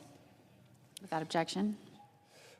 Madam President, I'm very hopeful that my colleagues here will move forward on this bipartisan, clean, continuing resolution so we can get our government open again. I do want to just explain to the American people and maybe some of our friends in the media a little dirty secret that's going on down here on the Senate floor. A lot of my Democratic colleagues are getting frustrated. Not with us. Not with us. We've had 3 already cross over and vote with us. There's a lot more who want to do it, Madam President. They're frustrated because they know we got to reopen the government. They know this is the way to do it.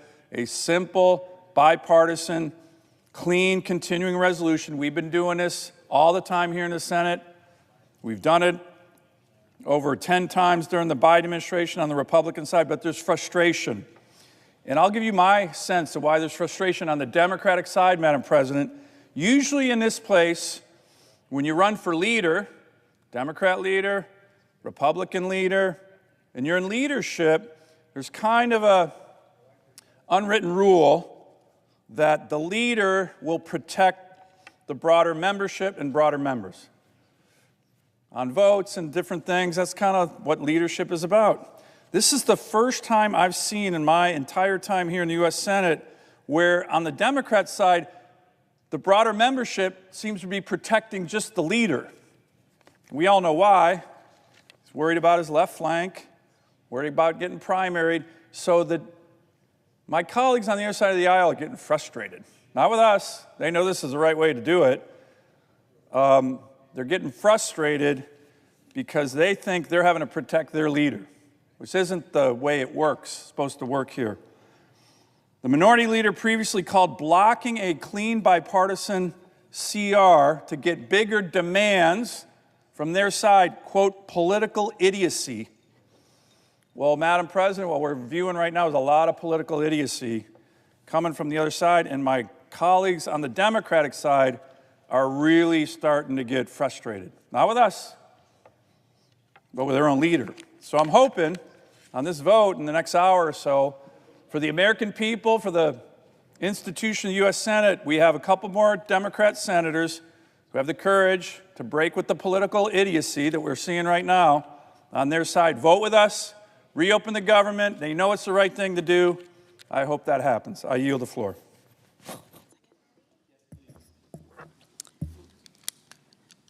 Under the previous order, all post-cloture time has expired. The question occurs on adoption of the resolution.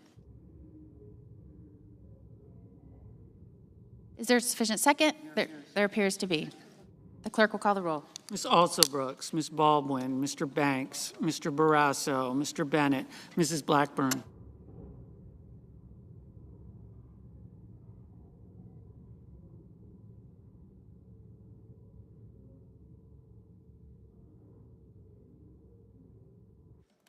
Mr. Blumenthal.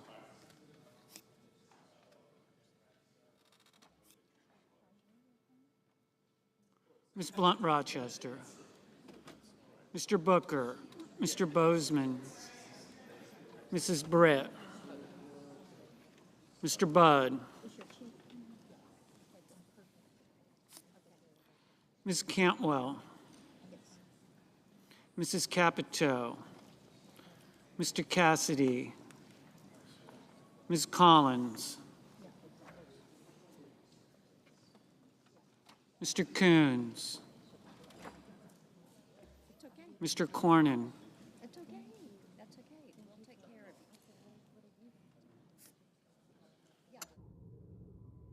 Ms. Cortez Masto, Mr. Cotton, Mr. Kramer, Mr. Crapo, Mr. Cruz, Mr. Curtis, Mr. Daines,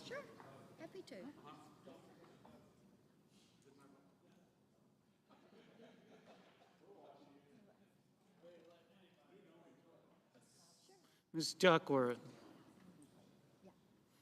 Mr. Durbin, Ms. Ernst, Mr. Fetterman,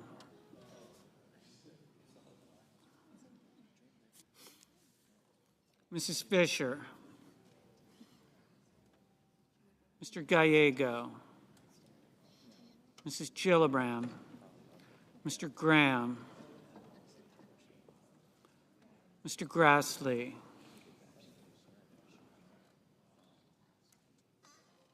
Mr. Haggerty, Ms. Hassan, Mr. Hawley, Mr. Heinrich, Mr. Hickenlooper, Ms. Hirono, Mr. Hoven, Mr. Husted, Mrs. Hyde-Smith, Mr. Johnson, Mr. Justice, Mr. Kane, Mr. Kelly,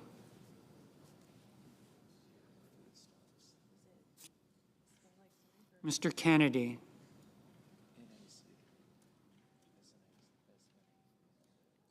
Mr. Kim, Mr. King, Ms. Klobuchar, Mr. Langford, Mr. Lee, Mr. Lujan, Ms. Lummis, Mr. Markey,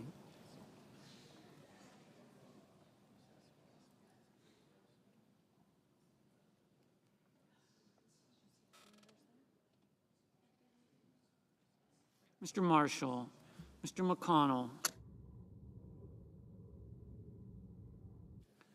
Mr. McCormick, Mr. Merkley, Mrs. Moody, Mr. Moran, Mr. Moreno, Mr. Mullen, Ms. Murkowski, Mr. Murphy, Mrs. Murray, Mr. Ossoff, Mr. Padilla, Mr. Paul, Mr. Peters, Mr. Reed, Mr. Ricketts, Mr. Risch, Ms. Rosen, Mr. Rounds, Mr. Sanders, Mr. Schatz, Mr. Schiff, Mr. Schmidt, Mr. Schumer, Mr. Scott of Florida, Mr. Scott of South Carolina, Mrs. Shaheen, Mr. Sheehy,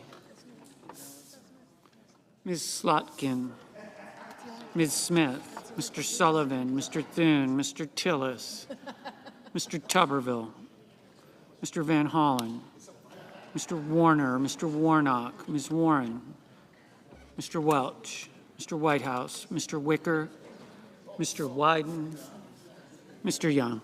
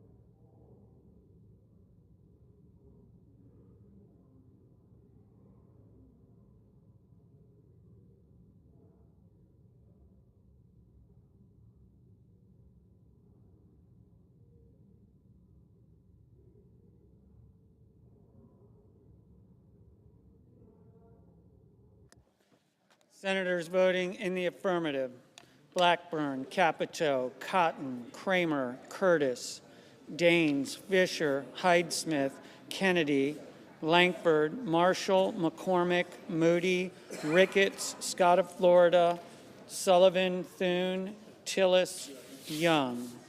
Senators voting in the negative: Lujan, Shaheen.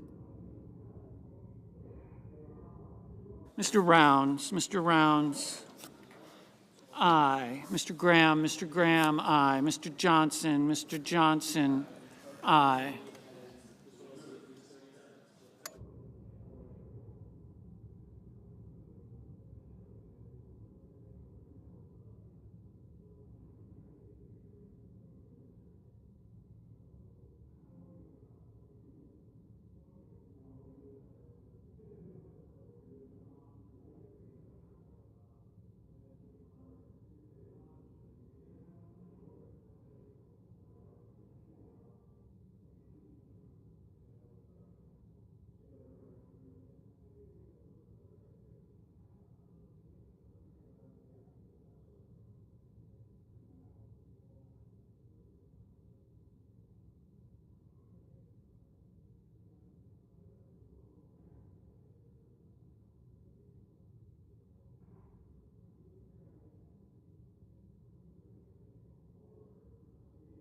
Mr. Lee, aye.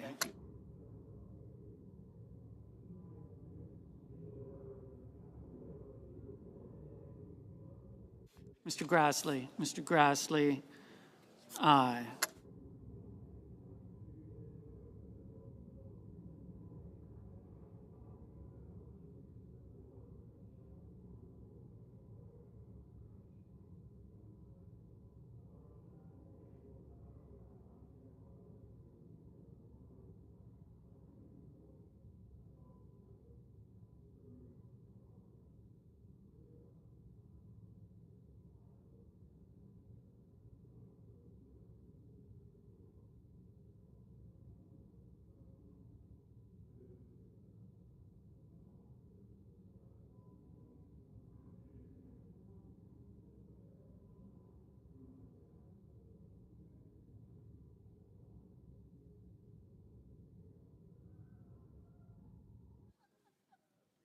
Ms. Hassan, no.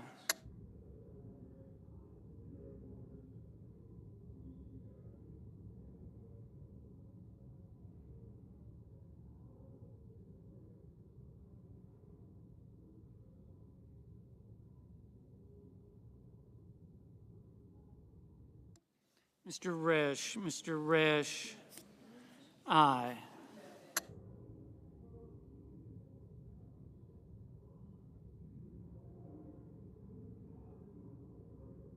Ms. Collins, aye.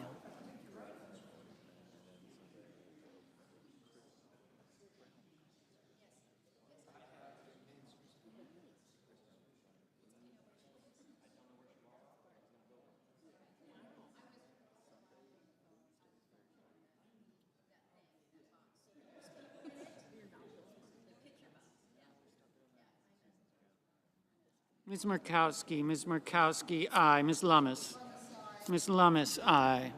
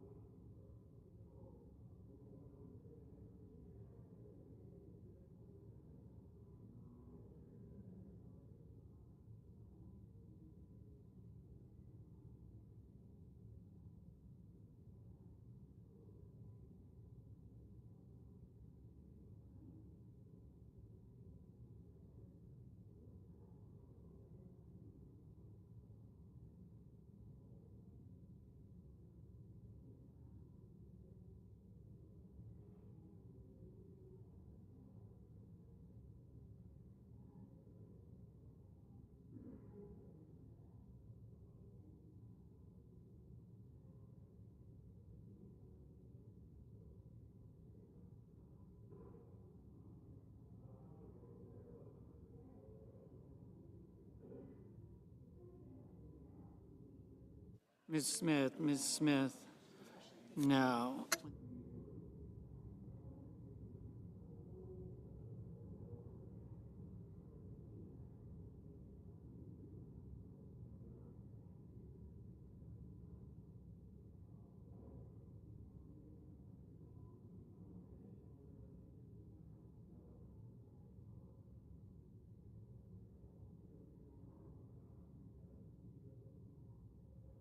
Mr. Whitehouse, no.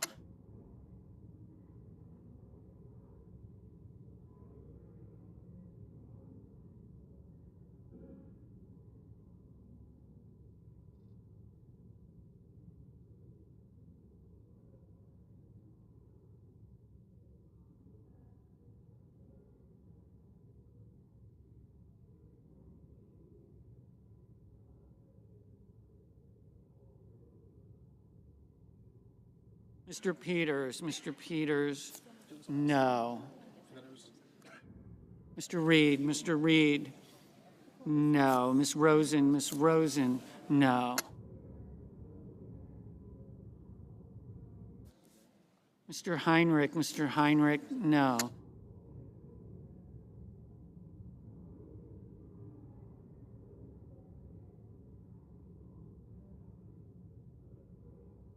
Mr. Schiff, no.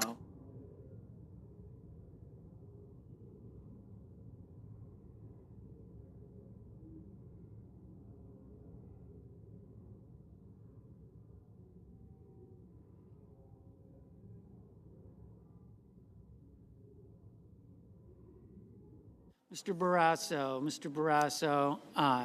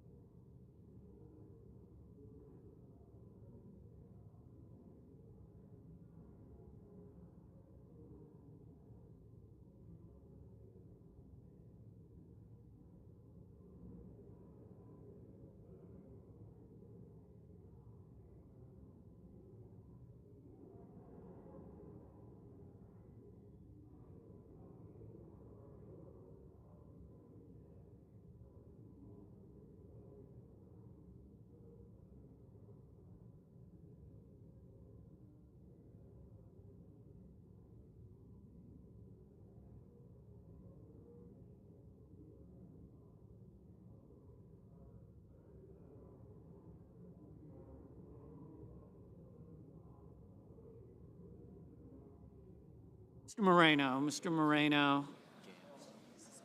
Aye.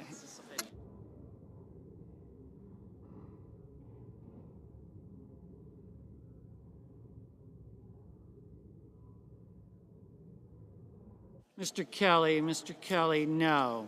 Ms. Cortez Masto. Ms. Cortez Masto, no. Mr. Welch. Mr. Welch, no. Ms. Blunt Rochester. Ms. Blunt Rochester, no. Mr. Bennett. Mr. Bennett, no.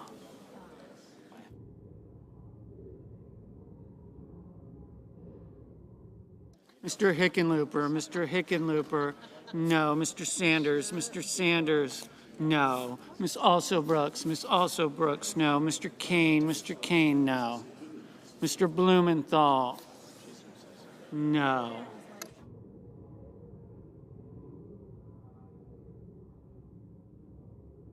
Mr. Sheehy. Mr. Sheehy, aye.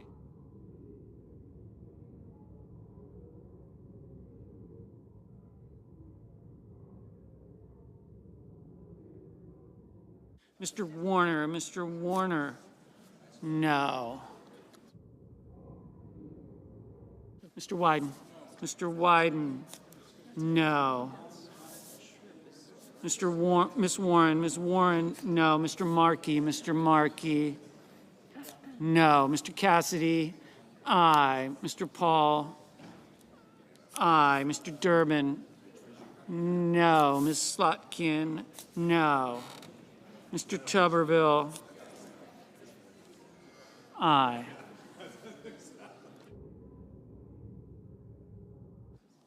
Mr. King.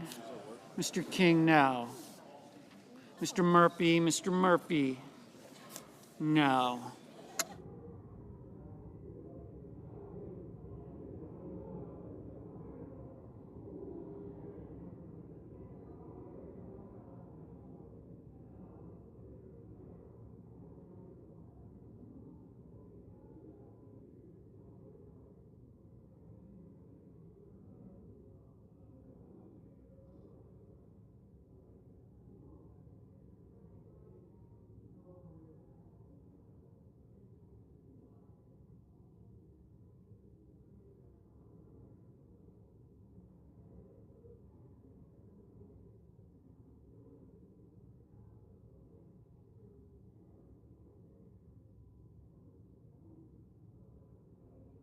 Mr. Van Hollen. Mr. Van Hollen, no. Ms. Baldwin. Ms. Baldwin, no. Ms. Duckworth. Ms. Duckworth, no. Mr. Schatz, no.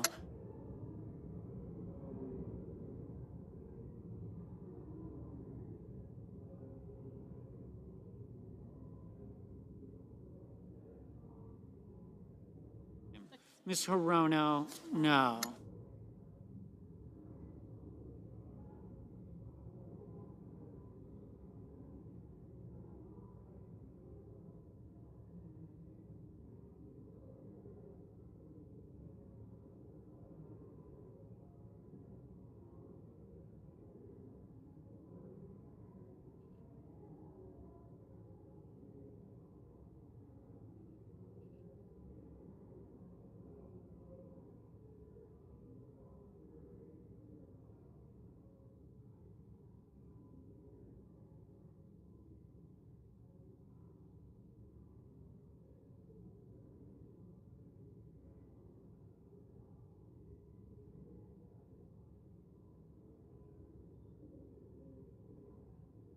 Ms. Ernst. Ms. Ernst, aye.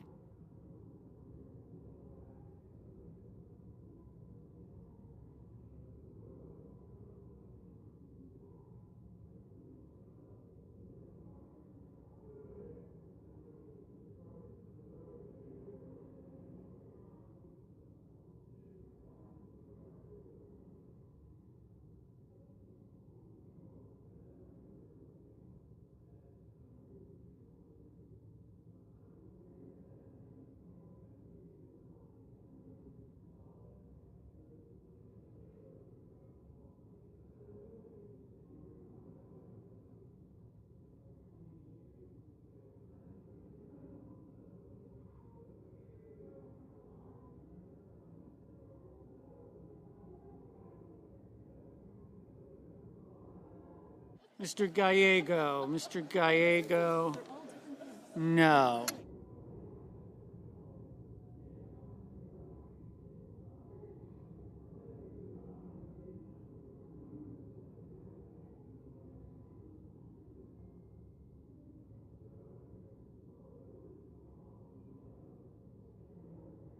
Mr. Ossoff, no.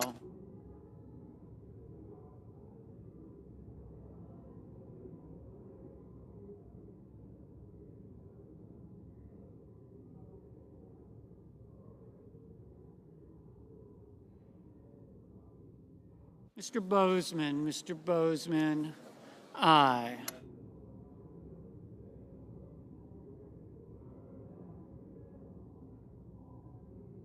Mr. McConnell, aye.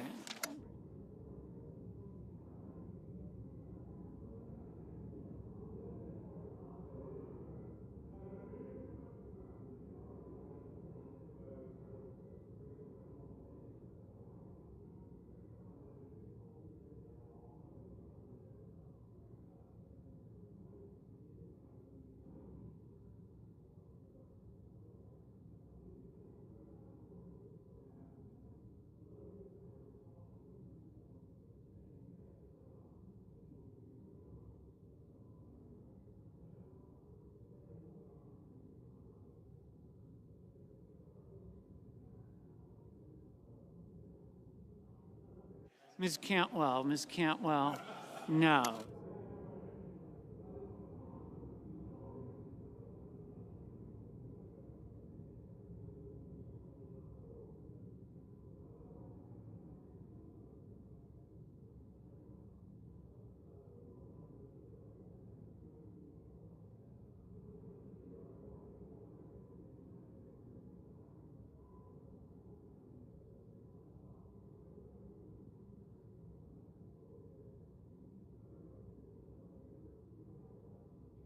Mr. Crapo, aye.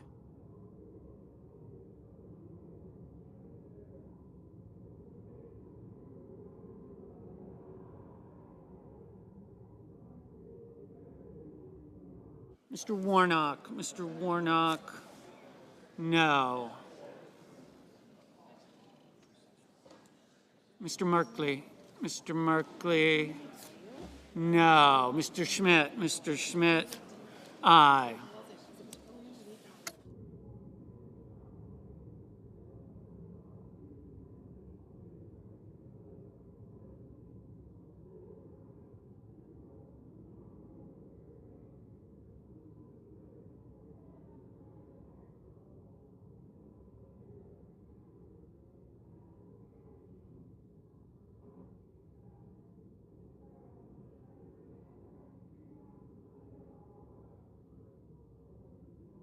Mr. Padilla, no. Mr. Hawley, aye.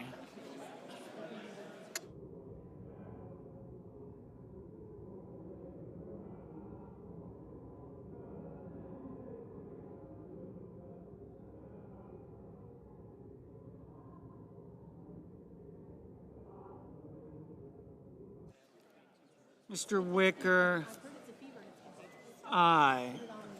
Mr. Booker, no. Mr. Kim, no.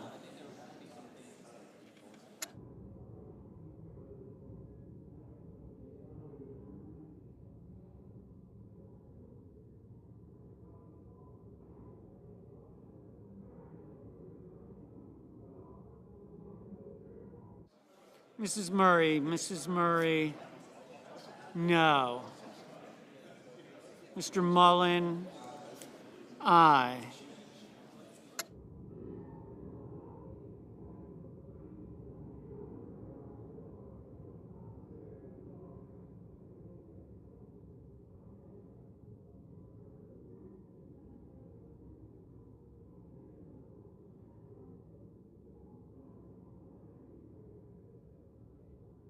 Mr. Banks,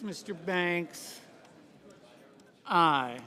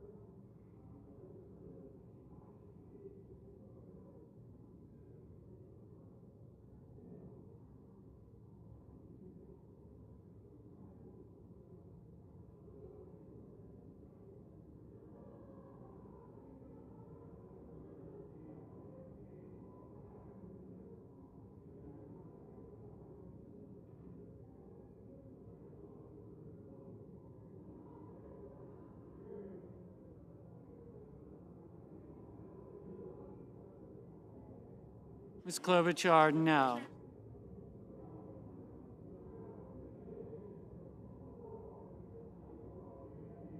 Mr. Schumer, no.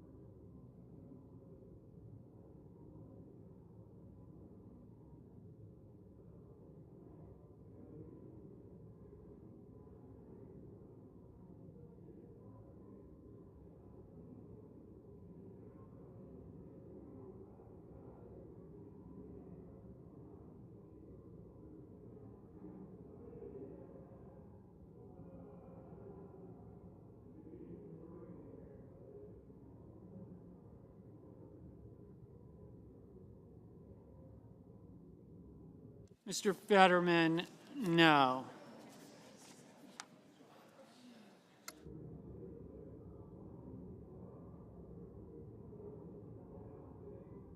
Mrs. Brett, aye.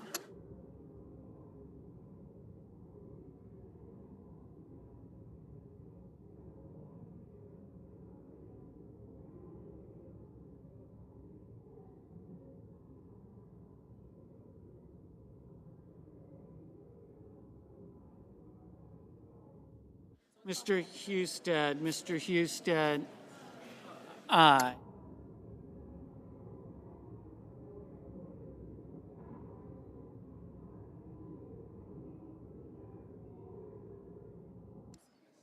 Mr. Budd, aye.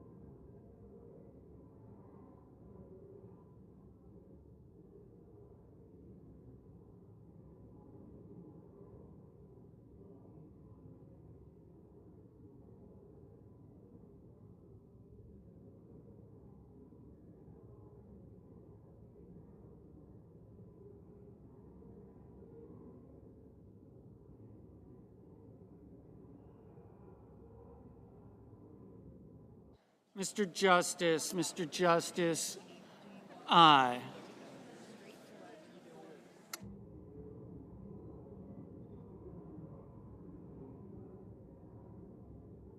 Mrs. Gillibrand, no.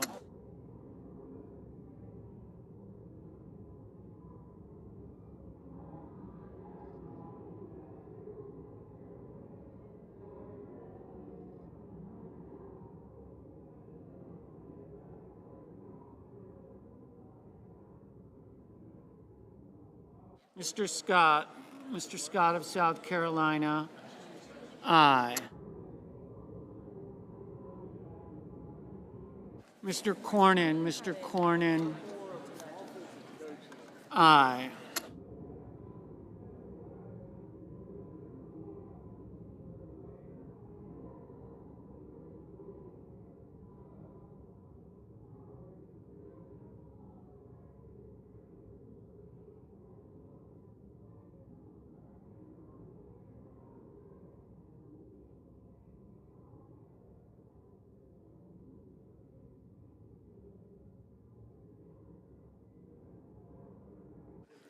Mr. Haggerty, aye.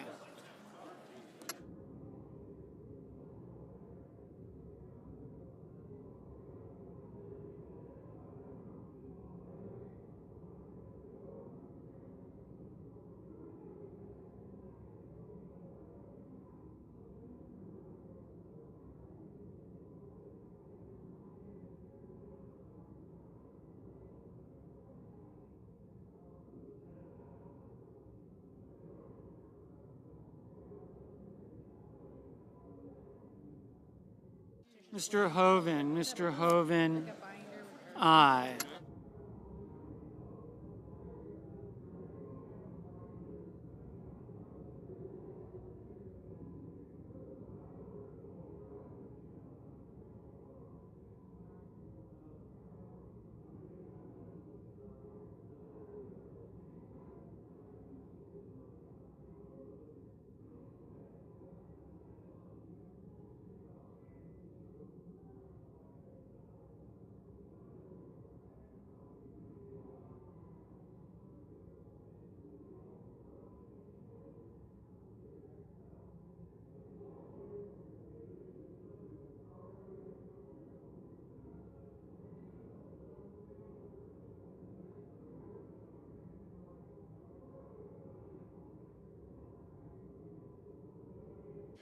The yeas are 51, the nays are 46. The resolution is agreed to.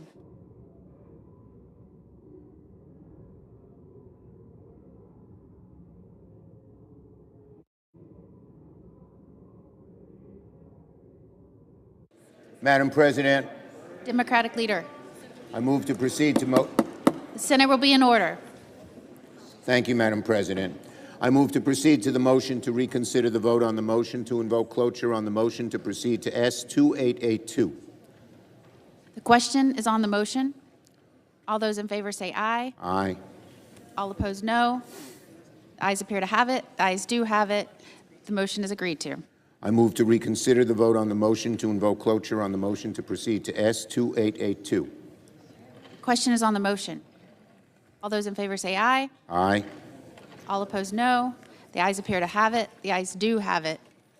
The motion is agreed to. Yield the floor. No.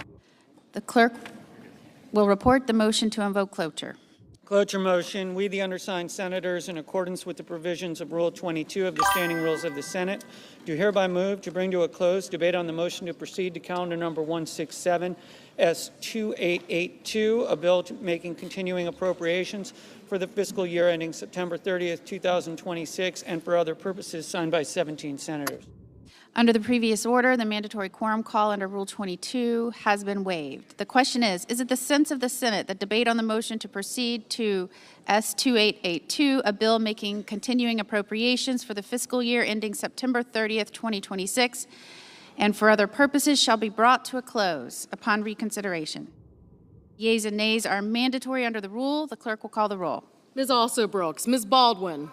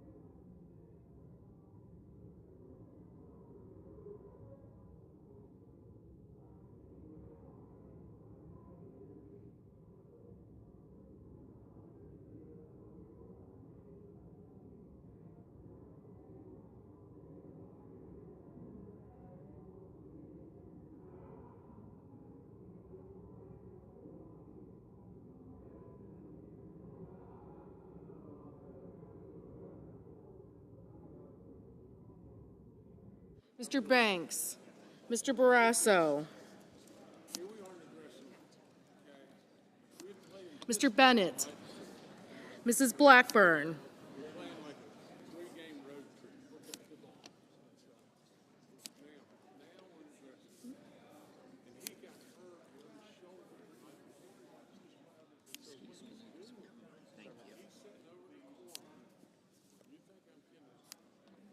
Mr. Blumenthal, Ms. Blunt-Rochester, Mr. Booker, Mr. Bozeman,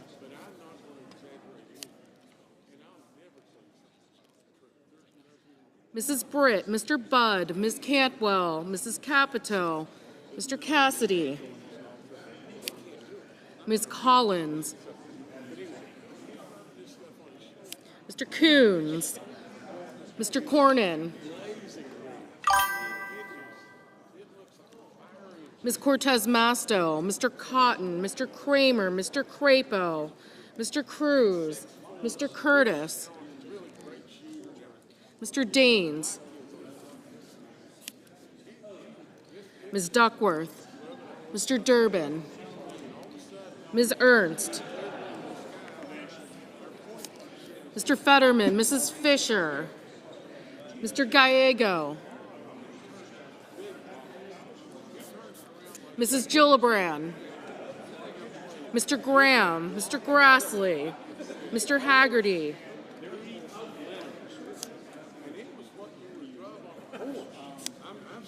Ms. Hassan,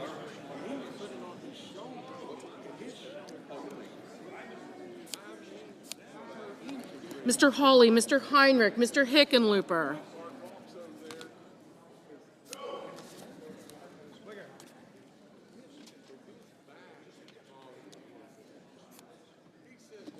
Ms. Hirono, Mr. Hoven, Mr. Husted, Mrs. Hyde-Smith, Mr.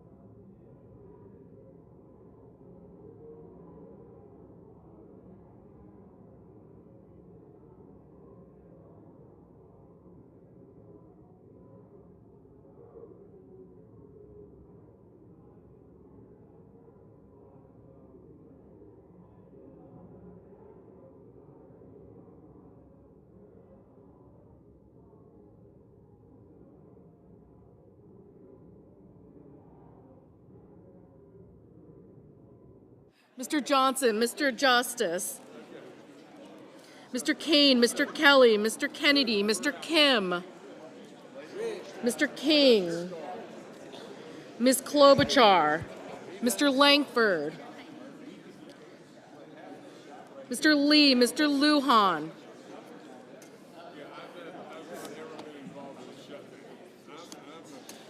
Ms. Lummis, Mr. Markey, Mr. Marshall, Mr. McConnell, Mr. McCormick,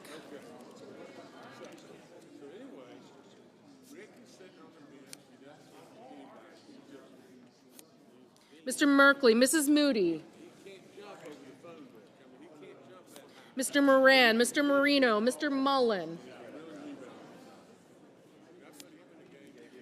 Ms. Murkowski,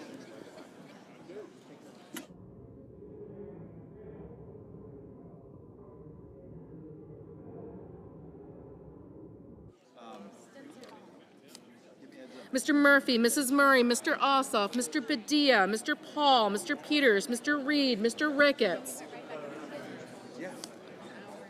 Mr. Risch, Ms. Rosen, Mr. Rounds, Mr. Sanders, Mr. Schatz,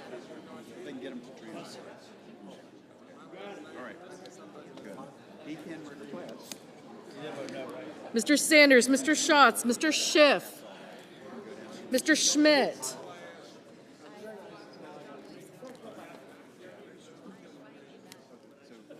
Mr. Schumer,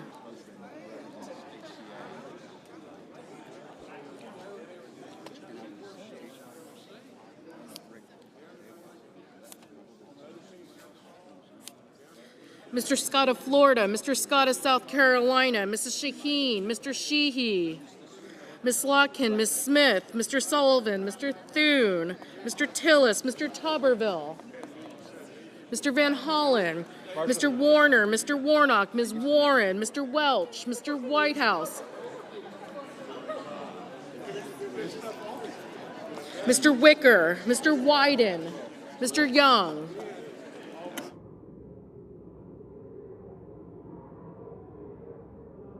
Senators voting in the affirmative: Baldwin, Bennett, Blunt Rochester, Booker, Cantwell, Cortez Masto, Duckworth, Durbin, Fetterman, Gallego, Gillibrand, Hassan, Heinrich, Hickenlooper, King, Markey, Merkley, Murphy, Murray, Ossoff, Padilla, Peters, Reed, Sanders, Schatz, Schiff, Schumer, Slotkin, Smith, Van Hollen, Warner, Warnock, Warren, Welch, and Wyden.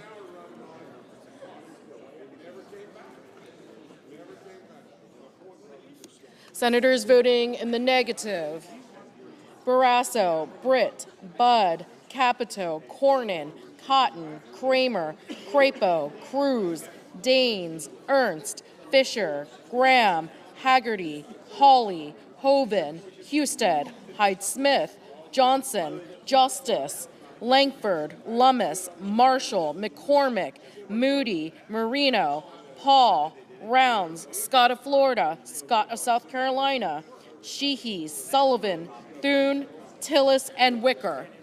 Mr. Whitehouse, aye.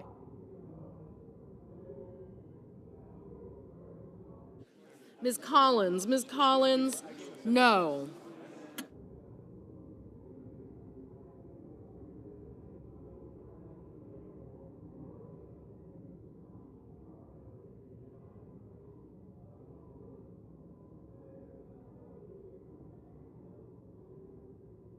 Mr. McConnell, no.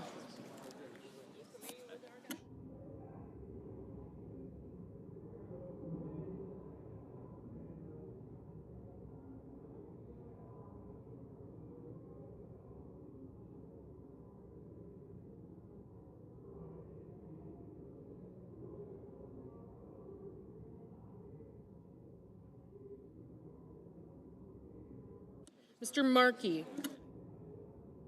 Ms. Also Brooks, aye.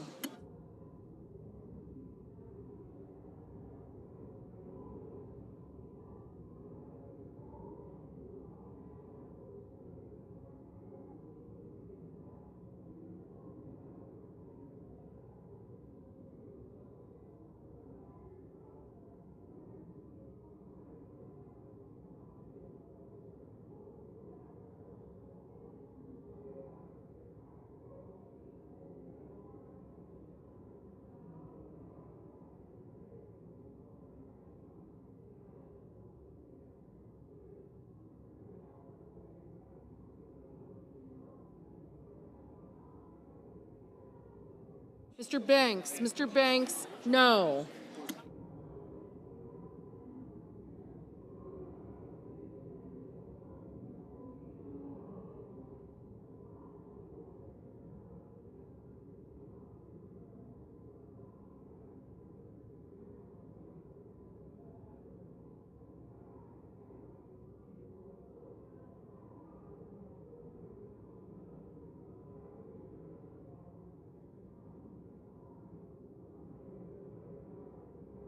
Mrs. Blackburn, no. Mr. Tuberville, no.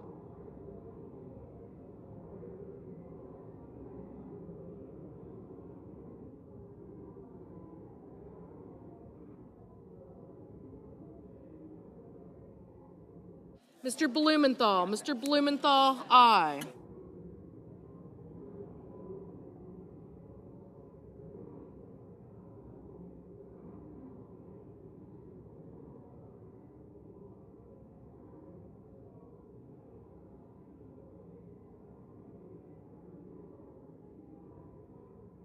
Mr. Kim, aye.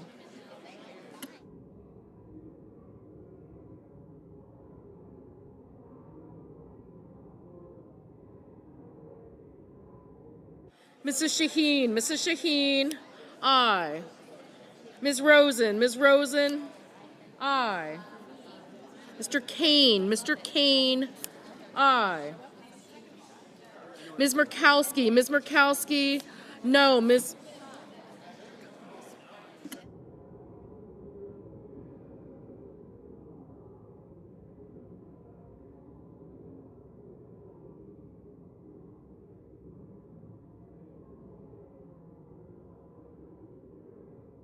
Mr. Lee, no.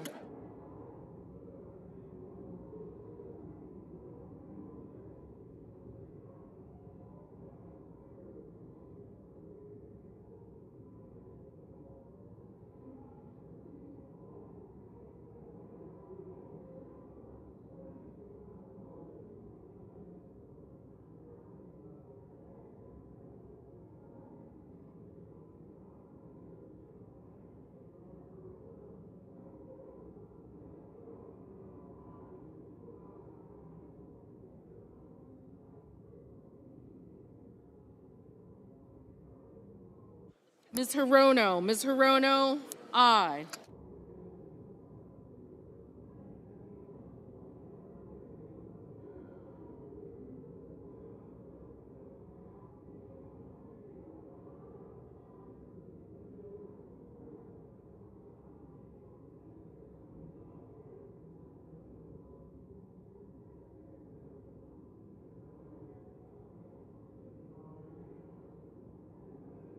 Mr.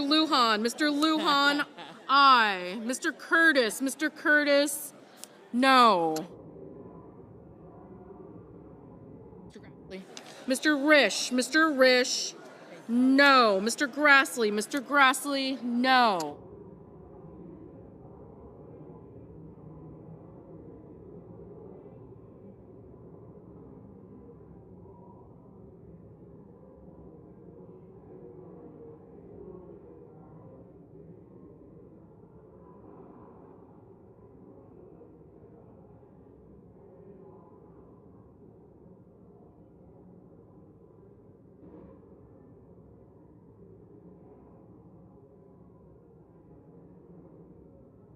Ms. Klobuchar, aye.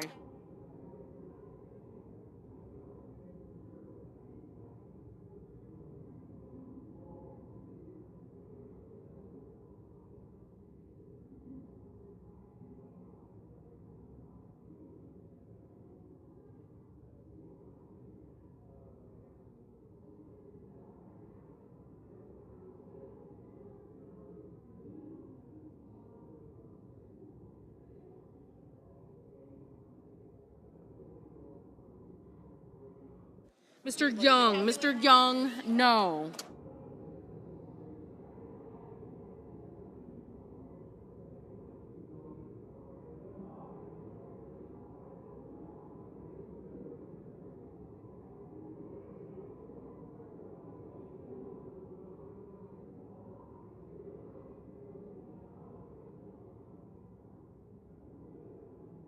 Mr. Bozeman, no.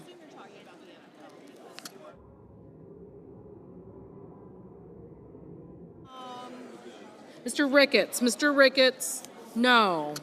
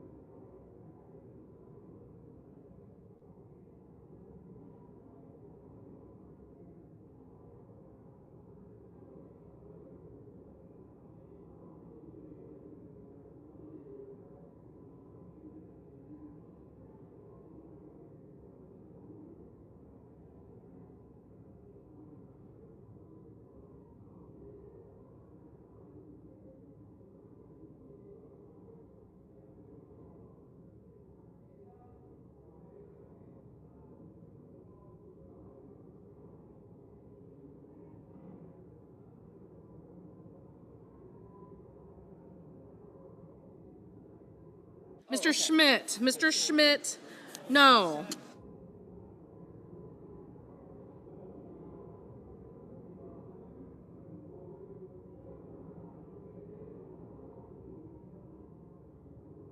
Mr. Kelly. Mr. Kelly, aye.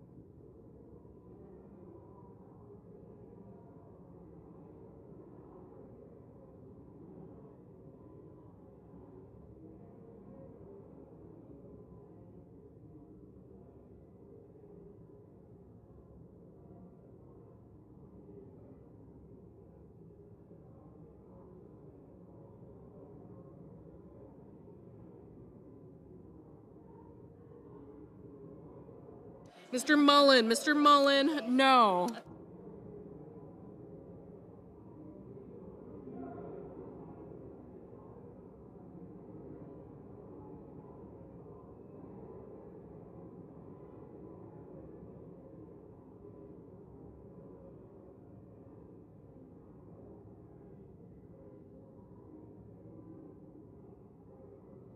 Mr. Cassidy, no.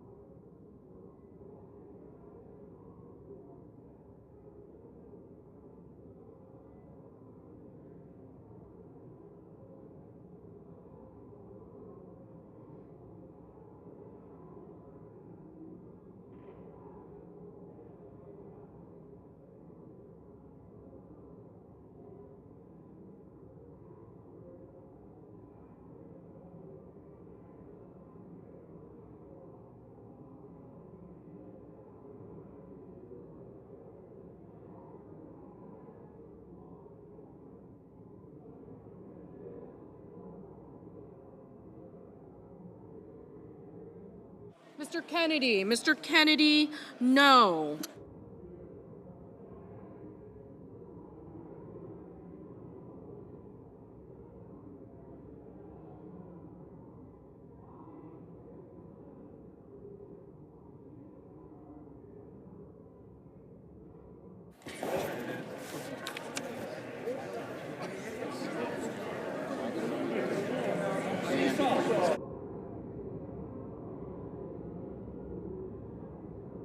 On this vote, the yeas are 46, the nays are 52. 3/5 of the senators duly chosen and sworn not having voted in the affirmative. The motion upon reconsideration is not agreed to. Madam President, Majority Leader. I move to proceed to the motion to reconsider the cloture vote on the motion to proceed to H.R. 5371. Question is on the motion. All in favor say aye. Those opposed, no. The ayes appear to have it. The ayes do have it. The motion is agreed to. Madam President, I move to reconsider the cloture vote on the motion to proceed to H.R. 5371. Question is on the motion. All in favor say aye. All opposed, no. The ayes appear to have it. The ayes do have it. The motion is agreed to. Under the previous order, the clerk will report the motion. I'm sorry. To invoke. Cloture motion. We, the undersigned senators, in accordance with the provisions of Rule 22 of the Standing Rules of the Senate, do hereby move to bring to a closed debate on the motion to proceed to Calendar 168, H.R. 5371, an act making continuing appropriations and so forth and for other purposes, signed by 17 senators. Under the previous order, the mandatory quorum call under Rule 22 has been waived. The question is it the sense of the Senate that debate on the motion to proceed to H.R. 5371, an act making continuing appropriations and extensions for fiscal year 2026 and for other purposes shall be brought to a close upon reconsideration.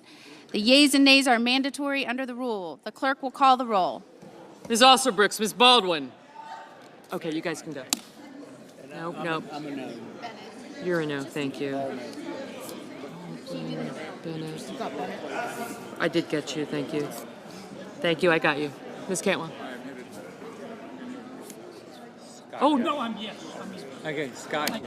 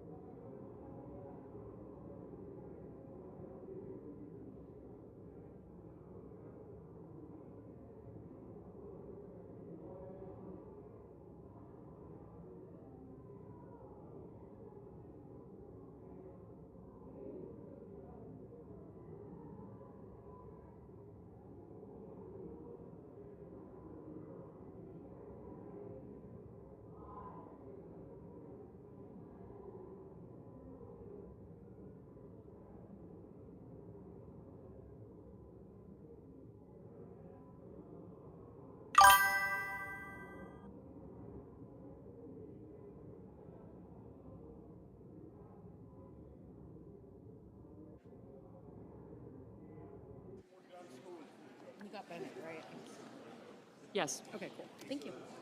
Mr. Banks. Mr. Barrasso. Blumenthal.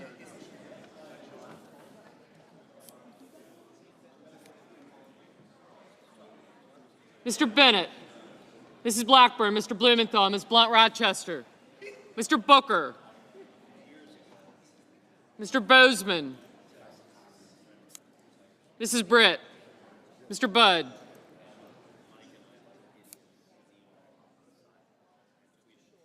Ms. Cantwell, Mrs. Capito, Mr. Cassidy, Ms. Collins, Mr. Coons. Mr. Cornyn, Ms. Cortez Masto.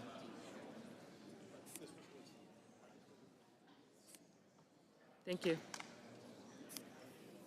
Mr. Cotton.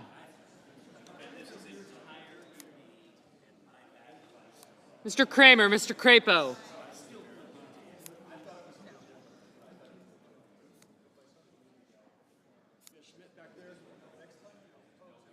Got it. Yep. Marshall. Thank you. Mr. Cruz, Mr. Curtis, Mr. Daines. Ms. Duckworth. Mr. Durbin, Ms. Ernst, Mr. Fetterman, Mrs. Fisher, Mr. Gallego, Mrs. Gillibrand, Mr. Graham, Mr. Grassley, Mr. Haggerty, Ms. Hassan, Mr. Hawley, Mr. Heinrich, Mr. Hickenlooper, Ms. Hirono, Mr. Hoven, Mr. Husted, Mrs. Hyde-Smith, Mr. Johnson, Mr. Justice, Mr. Kane, Mr. Kelly, Mr. Kennedy, Mr. Kim, Mr. King, Ms. Klobuchar, Mr. Lankford,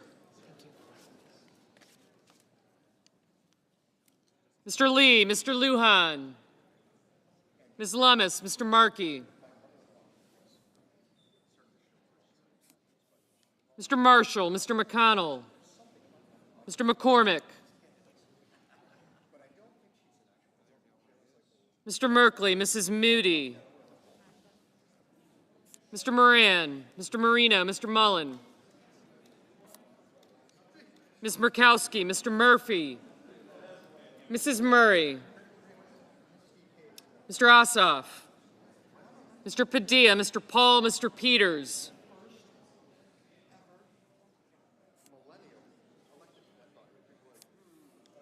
Mr. Reed, Mr. Ricketts, Mr. Risch, Ms. Rosen, Mr. Rounds,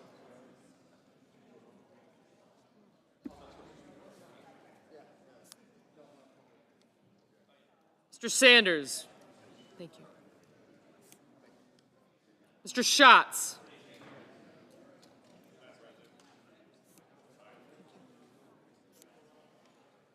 Mr. Schiff, Mr. Schmidt, Mr. Schumer.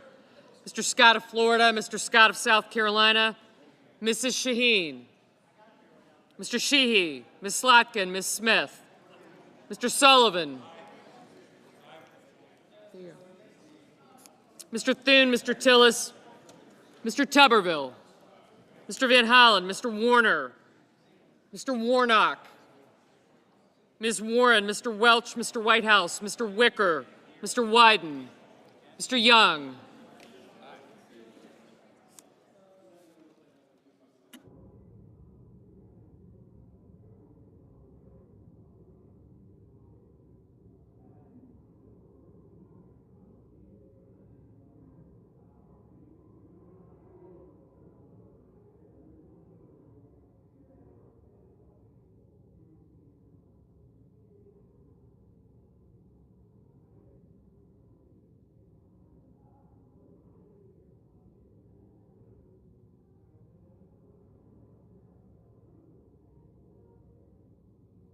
Senators voting in the affirmative: Banks, Barrasso, Blackburn, Bozeman, Britt, Budd, Capito, Cassidy, Collins, Cornyn, Cortez Masto, Cotton, Kramer, Crapo, Cruz, Curtis, Daines, Ernst, Fisher, Graham, Grassley, Haggerty, Hawley, Husted, Hyde-Smith, Johnson, Justice, Kennedy, King, Lankford, Lee, Lummis, Marshall, McConnell, Moody, Marino, Mullen, Murkowski, Ricketts, Risch, Rounds, Schmidt, Scott of Florida, Scott of South Carolina, Sheehy, Sullivan, Thune, Tillis, Tuberville, Wicker,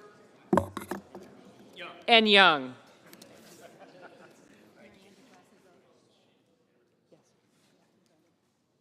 Senators voting in the negative: Alsobrooks, Baldwin, Bennett, Blumenthal, Blunt-Rochester, Cantwell, Durbin, Hassan, Kane, Kelly, Klobuchar, Merkley, Murray, Padilla, Paul, Peters, Reed, Rosen, Sanders, Schiff, Schumer, Slotkin, Smith, Van Hollen, Warner, Warren, Welch, Whitehouse, and Wyden. Mr. Ossoff. Mr. Ossoff, no.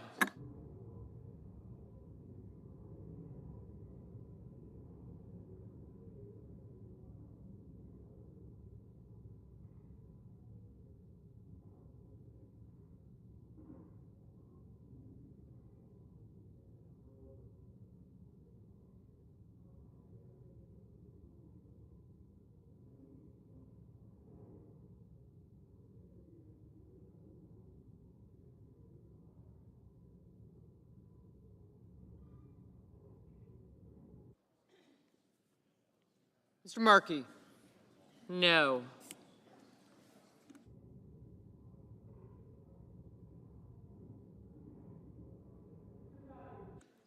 Mr. Fetterman, aye.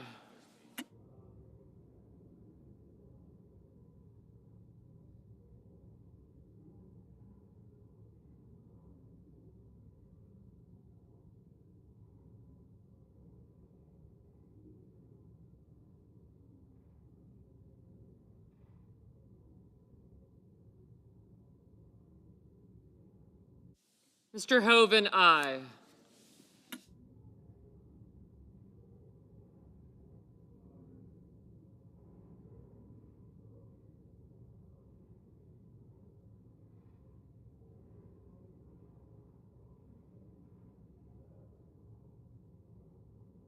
Mr. Gallego?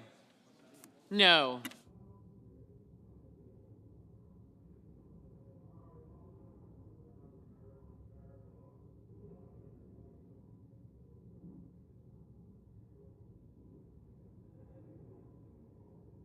Mr. Hickenlooper? No. Ms. Hirono? No.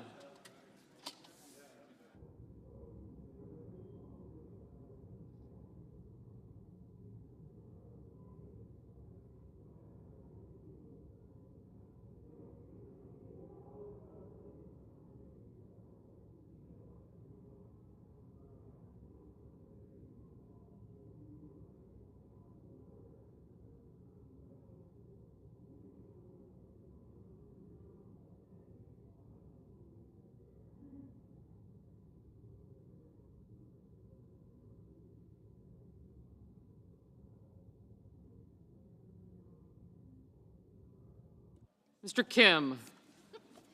No.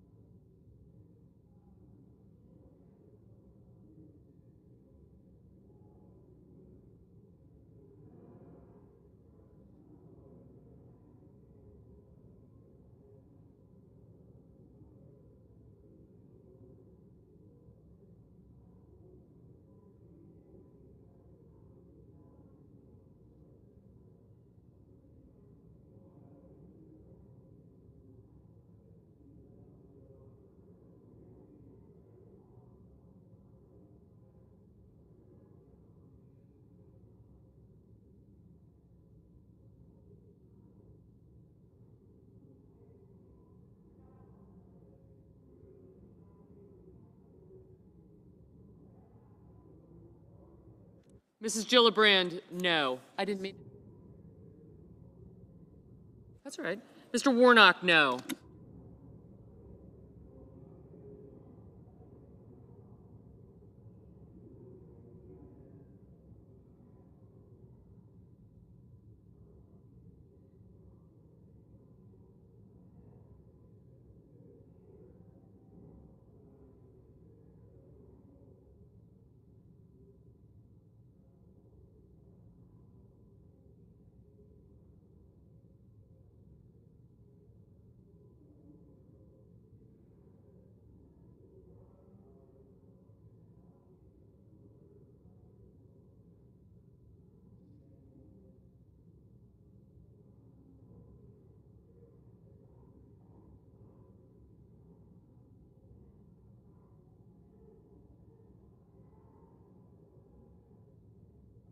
Ms. Duckworth? No. Mr. Lujan? No.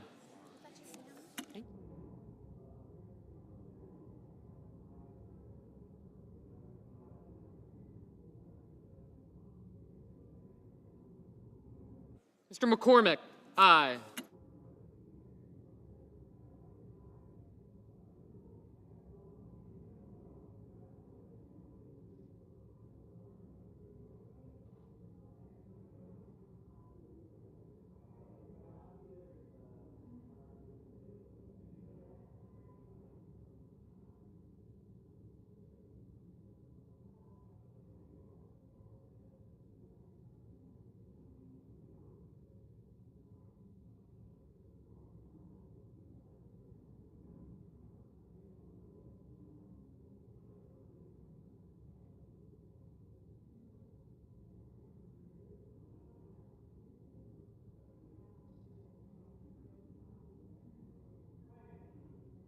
Mr. Heinrich? No.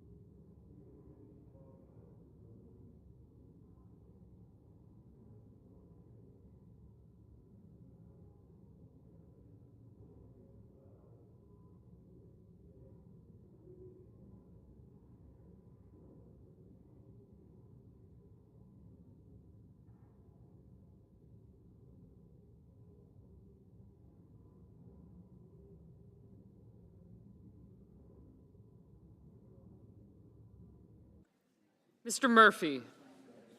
No.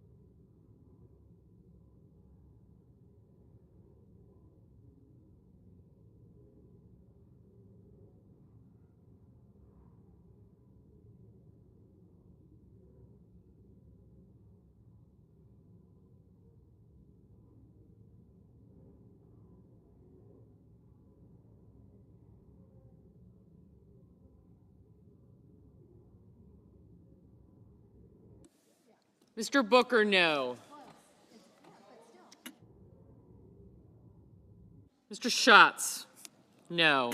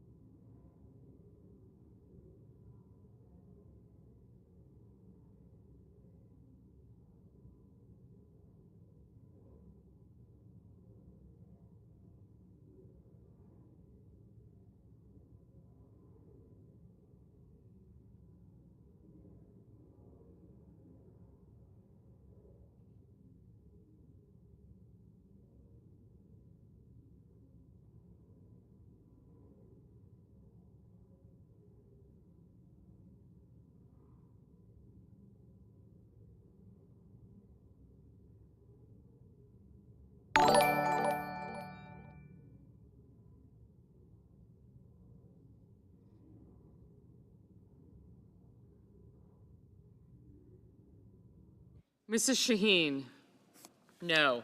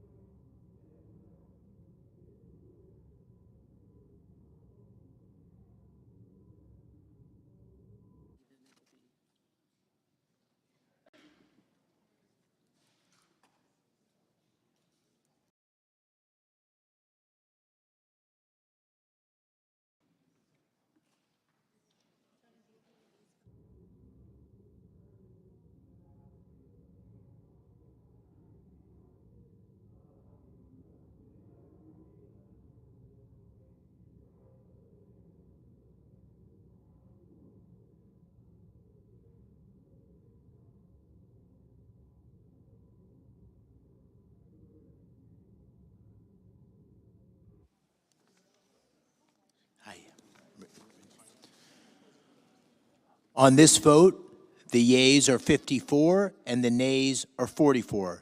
3/5 of the Senate duly chosen and sworn not having voted in the affirmative. The motion upon reconsideration is not agreed to. Mr. President, Majority Leader. Mr. President, I ask unanimous consent that the Senate resume legislative session being a period of morning business with senators permitted to speak therein for up to 10 minutes each. Without objection. Okay. Mr. President. The Democratic Leader. I move to proceed to calendar number 167, S2882. The clerk will report. Motion to proceed to calendar number 167, S2882, a bill making appropriations for the fiscal year ending September 30, 2026, and for other purposes. I send a cloture motion to the desk. The clerk will report. Cloture motion, we, the undersigned senators, in accordance with the provisions of Rule 22 of the Standing Rules of the Senate, do hereby move to bring to a closed debate on the motion to proceed to calendar 167, S2882, a bill making continuing appropriations for the fiscal year ending September 30, 2026, and for other purposes, signed by 17 senators as follows. I ask consent the reading of the names be waived. Without objection. I withdraw my motion to proceed. The senator has that right. The motion is withdrawn. Yield the floor. Majority Leader. Mr. President, I move to proceed to calendar number 168, H.R. 5371. Clerk will report. Motion to proceed to calendar 168, H.R. 5371, an act making appropriations and extensions for fiscal year 2026 and for other purposes. President, I send a cloture motion to the desk. The clerk will report the cloture motion. Cloture motion, we, the undersigned senators, in accordance with the provisions of Rule 22 of the Standing Rules of the Senate, do hereby move to bring to a closed debate on the motion to proceed to calendar 168, H.R. 5371, an act making continuing appropriations and extensions for fiscal year 2026 and for other purposes, signed by 17 senators as follows. Mr. President, I ask consent to read and the names be waived.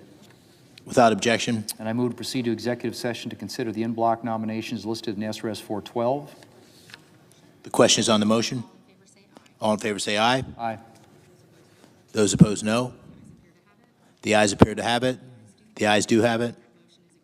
The motion is agreed to. The clerk will report the nominations en bloc.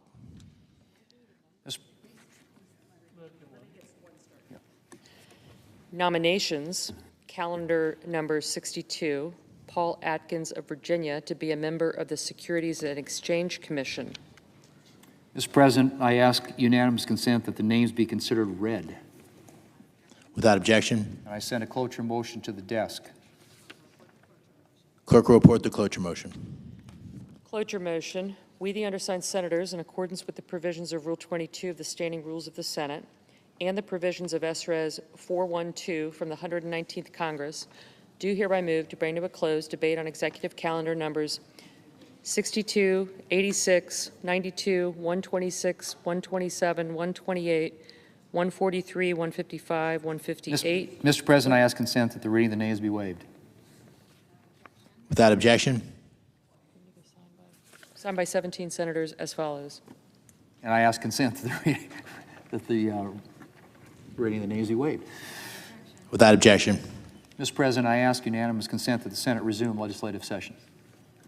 Without objection. Thank you, Mr. President.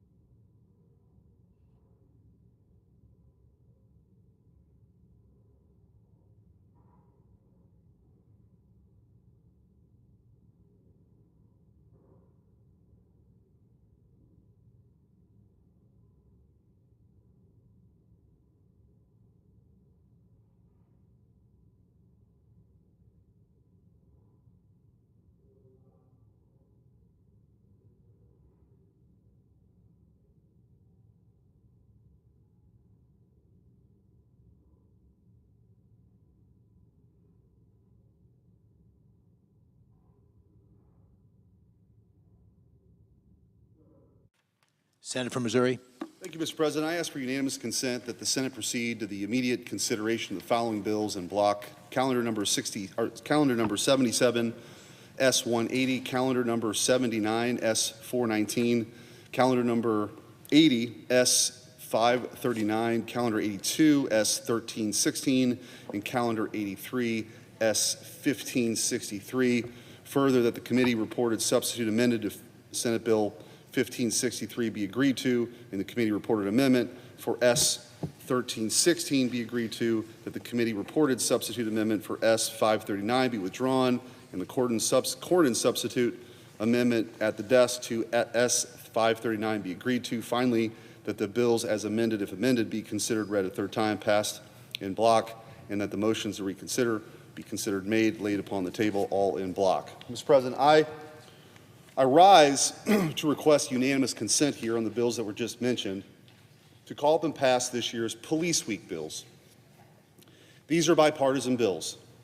These are common sense.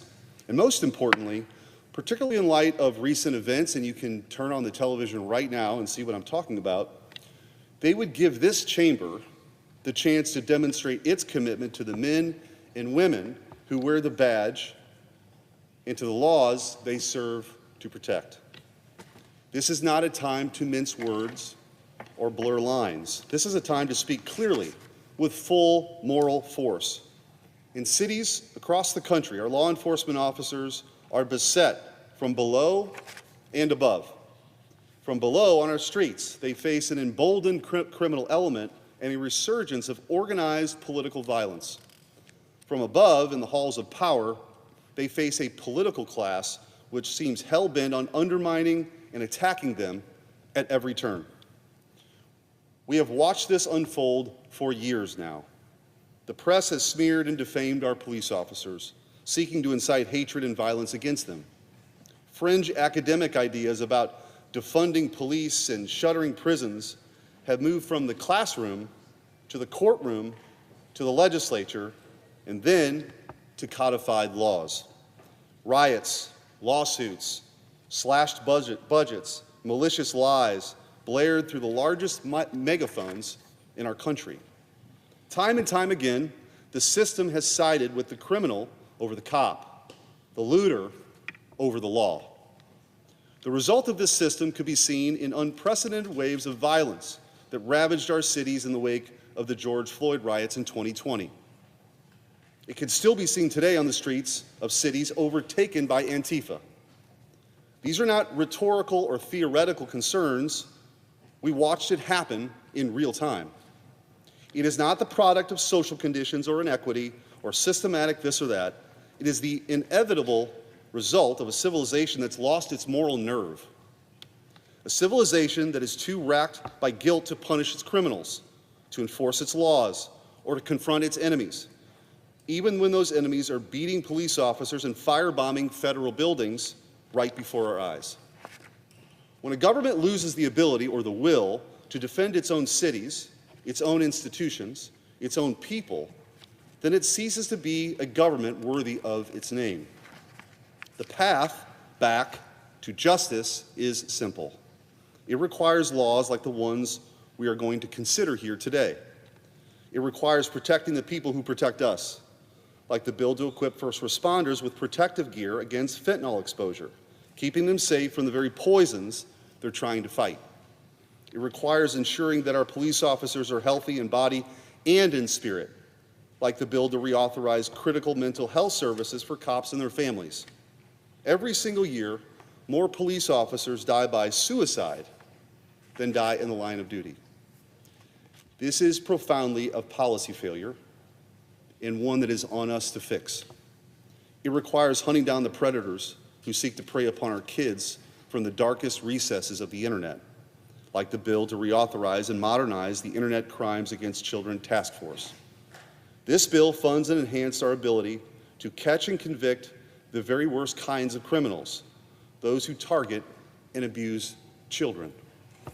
It requires building strong police departments with officers who know the neighborhoods and the people that they protect, like our bill to send local recruits to police academies if they agree to serve in the precincts in their own communities. And it requires wisdom and experience, like the bill to give state and local agencies the ability to rehire retired officers in civilian law enforcement roles. If you stand on the side of justice and our first responders, these votes should be simple and easy. With that, Mr. President, I'd ask we move forward.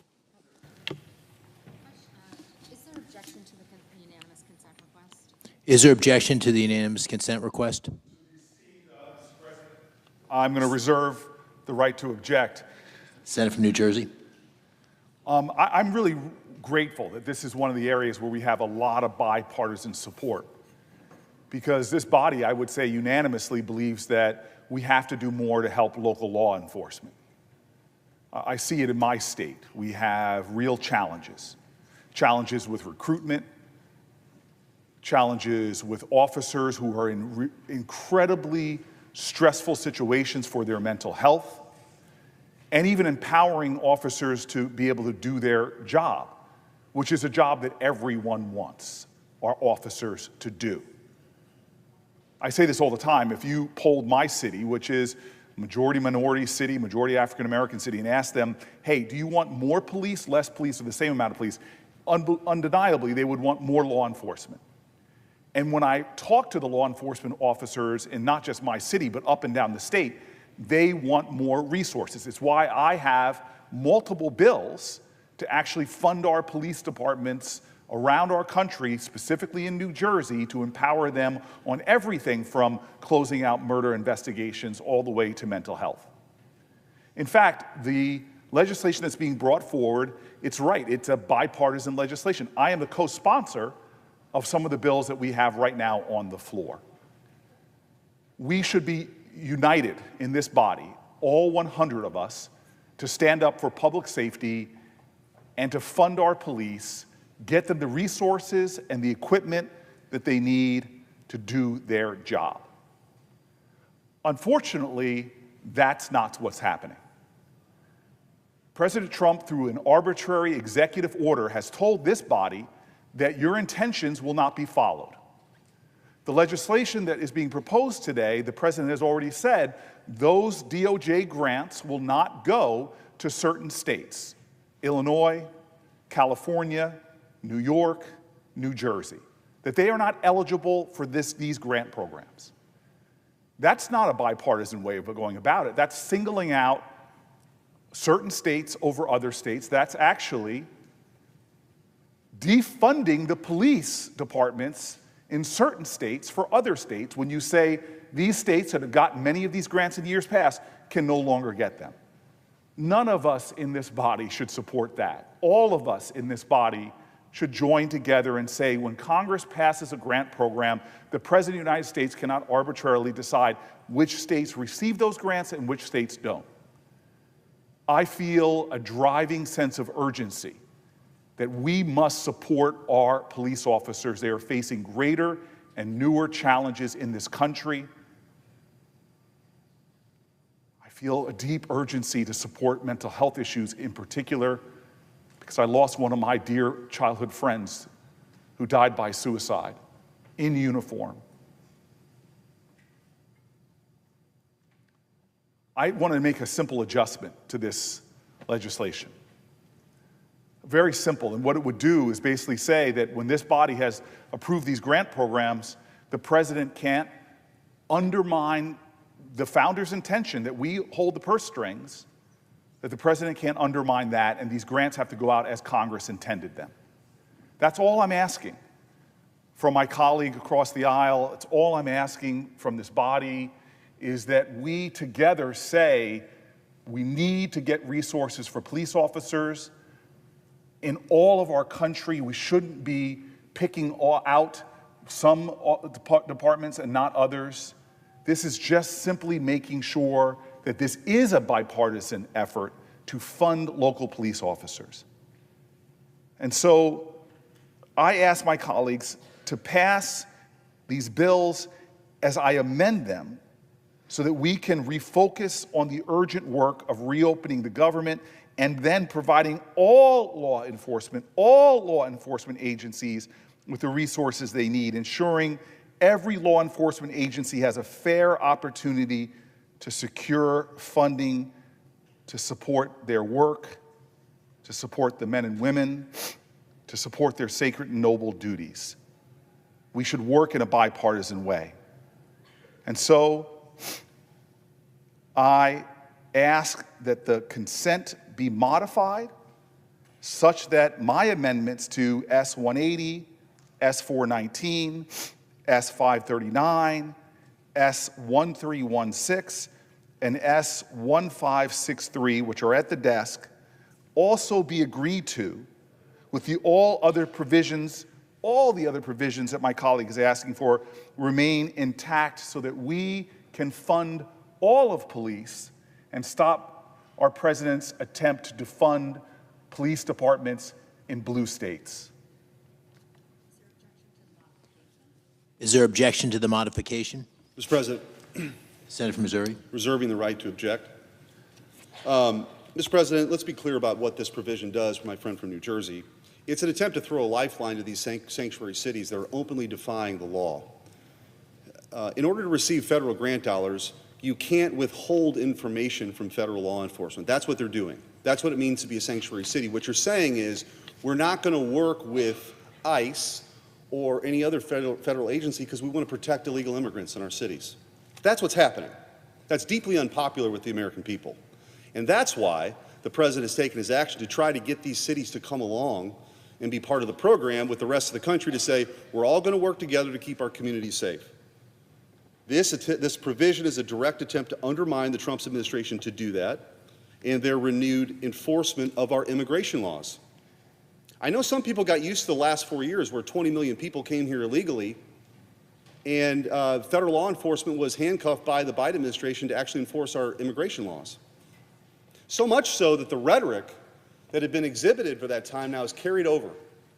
And you see fire bombings, you see attacks on ICE officials, attempts to dox them, to destroy their families and their reputations, their finances, because they've been led to believe by many with the loudest microphones that somehow everyone's entitled to be here for as long as they want, that our laws don't matter, that borders are arbitrary lines on a map and we're all global citizens.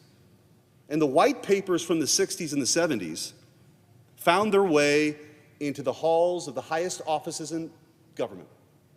In the Biden administration, these Ivy League grads who wrote these white papers or read these white papers or indoctrinated by these white papers were suddenly in charge. Well, there's a new sheriff in town who actually believes in law and order. And so I would hope that city leaders who defy our federal laws shouldn't be entitled to federal tax dollars. Federal grant dollars are not entitlements. They're not unconditional welfare for the far-left activists. If you want federal funds, you have to comply with federal law. Sanctuary cities are in open defiance of federal law. They actively prohibit their officials from cooperating with federal immigration officers. They release violent offenders, suppress gang databases, and do everything in their power to prevent the men and women of law enforcement from enforcing our laws. That's what they're doing in sanctuary cities right now. Every one of the Police Week bills that I've offered for unanimous consent, and my friend from New Jersey is indeed a co-sponsor of, are very, very bipartisan. I can't actually believe we're in a place that we're going to be holding up that kind of bipartisan legislation when you see the violence against law enforcement officers in our country every single day. This is a lifeline to them, the help that they need, not just to do their jobs, but to be able to seek the services so they can be healthy physically and mentally. So let's be clear about what's happening. And my friend has, a few moments here to reconsider this. These are common sense. And if anything from last November we could take away, is that the American people voted for a return to common sense. And with that, Mr. President, I object. Objection is heard. Mr. President. Is there objection to the original request? Senator from New Jersey. Yeah, I just, again, I have so much respect for my colleague. I want to respond to some of the things he said because, again, I just want to affirm that he is right on the urgency to help our police officers. He is right that states should abide by federal law that passes from this body. But what we have now is a president in his first term that didn't ever try something like this, which is undermining the will of Congress. This is really unprecedented. That has never happened. Republican president, Democratic president, including Donald Trump's first term, where he suddenly said, I'm going to turn off the spigot of support to local law enforcement agencies because I don't agree with your policies. I think that's a threat to the independence of our branch of government. I think that that is, in so many ways, violative of our shared values on both sides of the aisle. But let me go further than that. What the president is doing is saying, not only am I going to stop funding from going to the state of New Jersey, I'm going to go to red counties in New Jersey, red counties in California. I actually went out and talked to people, Republican legislators in states, Republican police officers, Republican union leader told me this as well, and he says, this is ridiculous. So this is insane. That we would hold grants back from the entire state. He goes, I don't agree with Democrats' policies, but we're out here putting our lives on the line, and Republicans in Congress want to stop resources coming to our police departments? One of the union leaders says to me that my guys are out there sacrificing their lives, and we can't get help that both sides of the aisle agree on? And so, yeah, my colleague and I disagree on domestic immigration policies. But one thing I don't agree on, because I was a mayor of a city that basically said, in order to keep my city safe, we're going to cooperate with the police department, because it was an overbroad generalization that was made on the Senate floor that we're not supporting ICE and immigration activities, because I know this up and down the state of New Jersey. Not only do we support them, but we detail officers with federal immigration enforcement. I did it when I was mayor. You want to talk about cooperation, anybody who knows local government, from the FBI to the ATF to ICE, all over New Jersey, we are cooperating with federal authorities. What we have simply said, if we're responsible for local law enforcement, we're not going to do things that create such fear in our communities that immigrant communities are afraid to come to local police to report crimes. And that somehow, not in the first term, Trump's first term, but somehow in this term of office, that's a bridge too far. Well, let me tell you right now, the way that immigration is being pursued in our neighborhoods, where masked agents are coming out of unmarked cars, are going to court appearances and schools and hospitals, my local police officers are telling me how much more dangerous this administration is making communities, because people who are victims of crime now are afraid to go to local police officers and report those crimes. And again, this is not coming from politicians in New Jersey. This is coming from law enforcement officers that have said that we've created such a climate of fear in our country that just solving crimes is getting harder and harder because people are afraid to come to the police. So yes, we have policies that say there are certain things we won't do to maintain a community of trust within our communities. So I understand there is a lot of rhetoric. I can turn on shock news and all of that, but when you talk to the law enforcement officers in many of the most Republican parts of my community, they're outraged about what's happening right now. So again, we can debate policy on immigration, but to me, for a senator to allow a president to undermine the power of the purse relegated by the Constitution to this body is outrageous. It's never been done before. Not in Trump's first term, not by Bush, not by Reagan, not by Clinton, not by Obama. We are in new territory here in our country where we see a president encroaching upon our powers, and I can't be complicit in that. Everybody in this body, I would never question any of my colleagues on either side of the aisle. We all want our local police departments to not only be able to do their job, we all actually want to have more equipment and more resources. That's why these bills are bipartisan. But how could we allow bipartisan bills passed out of the Senate to then be stopped in a partisan way by a president who is then going to choose red states and hurt blue states, even though my state has millions of Republicans who deserve to have their communities safe as well.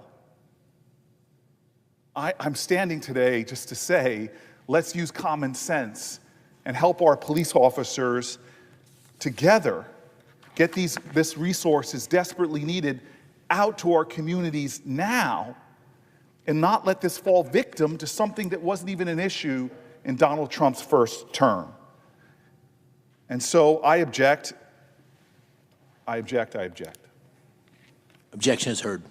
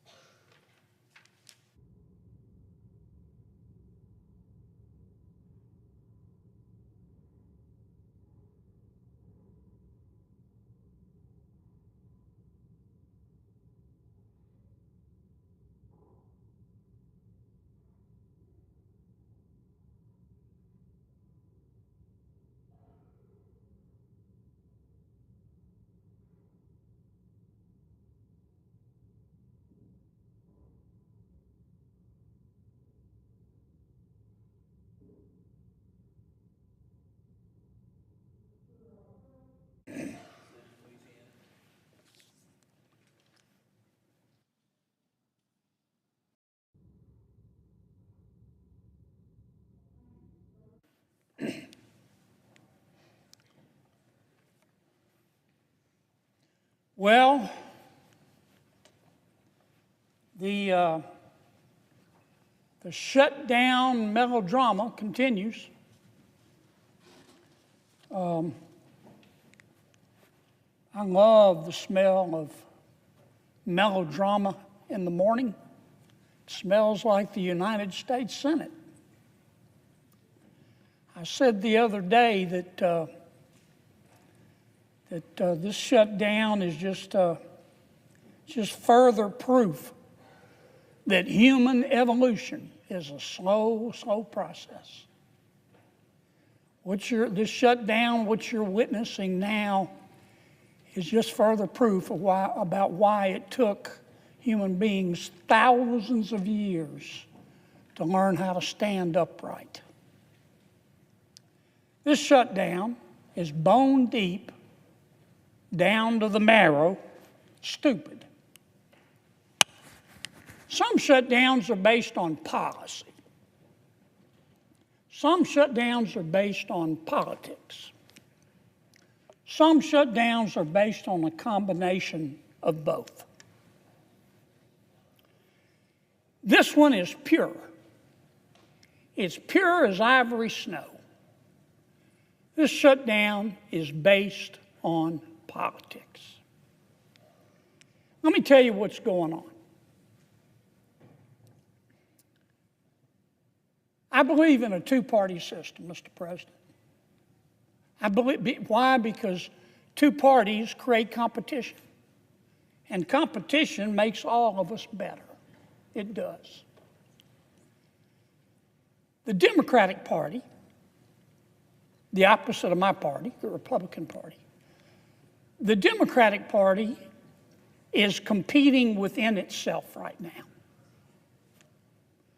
And there is a distinct wing of the Democratic Party that is winning that competition. If I wanted to use a pejorative expression, I would call it the loon wing of the party. The loon wing of the Democratic Party.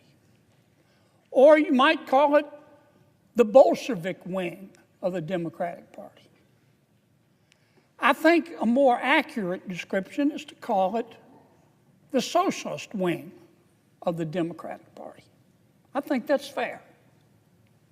Now, I'm not saying that all of my Democratic friends are socialists, but there is clearly a wing of the Democratic Party that can only be described accurately as the socialist wing of the party. And that party is in ascendancy. That party is in control. Now, my friend Senator Schumer is the leader of the Democrats in the United States Senate. And he, of course, has instructed his colleagues to vote to shut down government. And Senator Schumer has been criticized for that, and I understand. I don't agree with him. I think he made a mistake. But I don't think Senator Schumer is the leader of this effort. I don't. I think Senator Schumer, like many of his colleagues, would like to be loved by everybody in the party, and he would like to be loved by the socialist wing of his party. And I do think that's part of what is motivating this shutdown, and that's why I say it's all about politics. But I don't think Senator Schumer is the person in charge, because Senator Schumer is not the leader of the socialist wing of his party. Congresswoman Ocasio-Cortez is. She's running the show. It was no accident the other day the Congresswoman let it slip. She said, if you really want to negotiate the end of this shutdown, come see me. Come see me.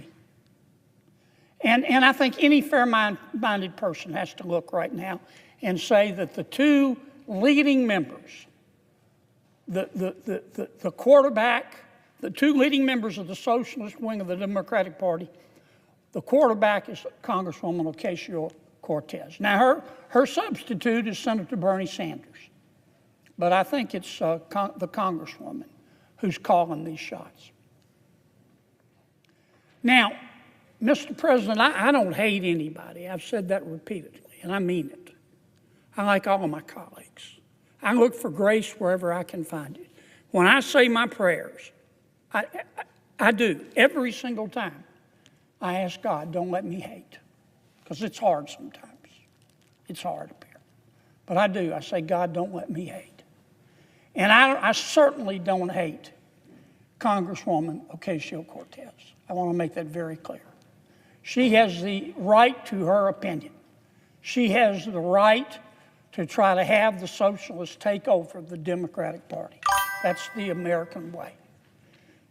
Ironically, I think what she's doing is anti-American, but she has the right as an American to do it, so I don't hate her. But I judge her by her policy. She has her opinion, and I have mine. And I have to judge her candidly by her policy.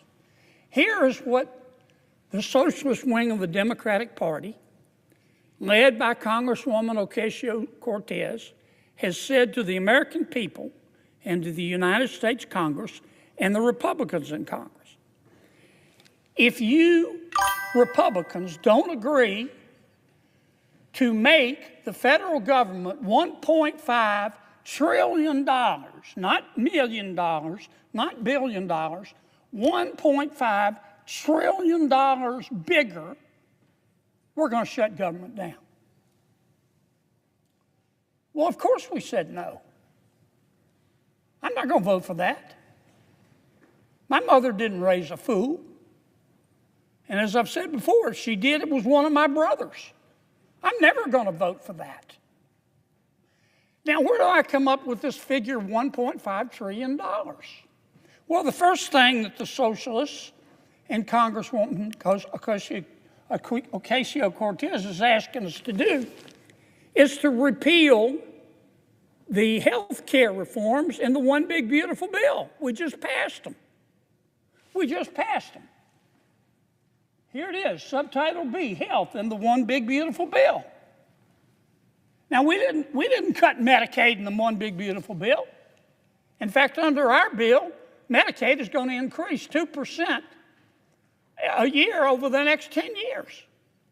Now, what we did by reforming Medicaid, which Congresswoman Ocasio-Cortez wants us to reverse, we cut out the waste and the fraud. For example, we found out that there are, no kidding, I'm not just making this up, we found out that there are 2.8 million people on Medicaid who are double dipping in America.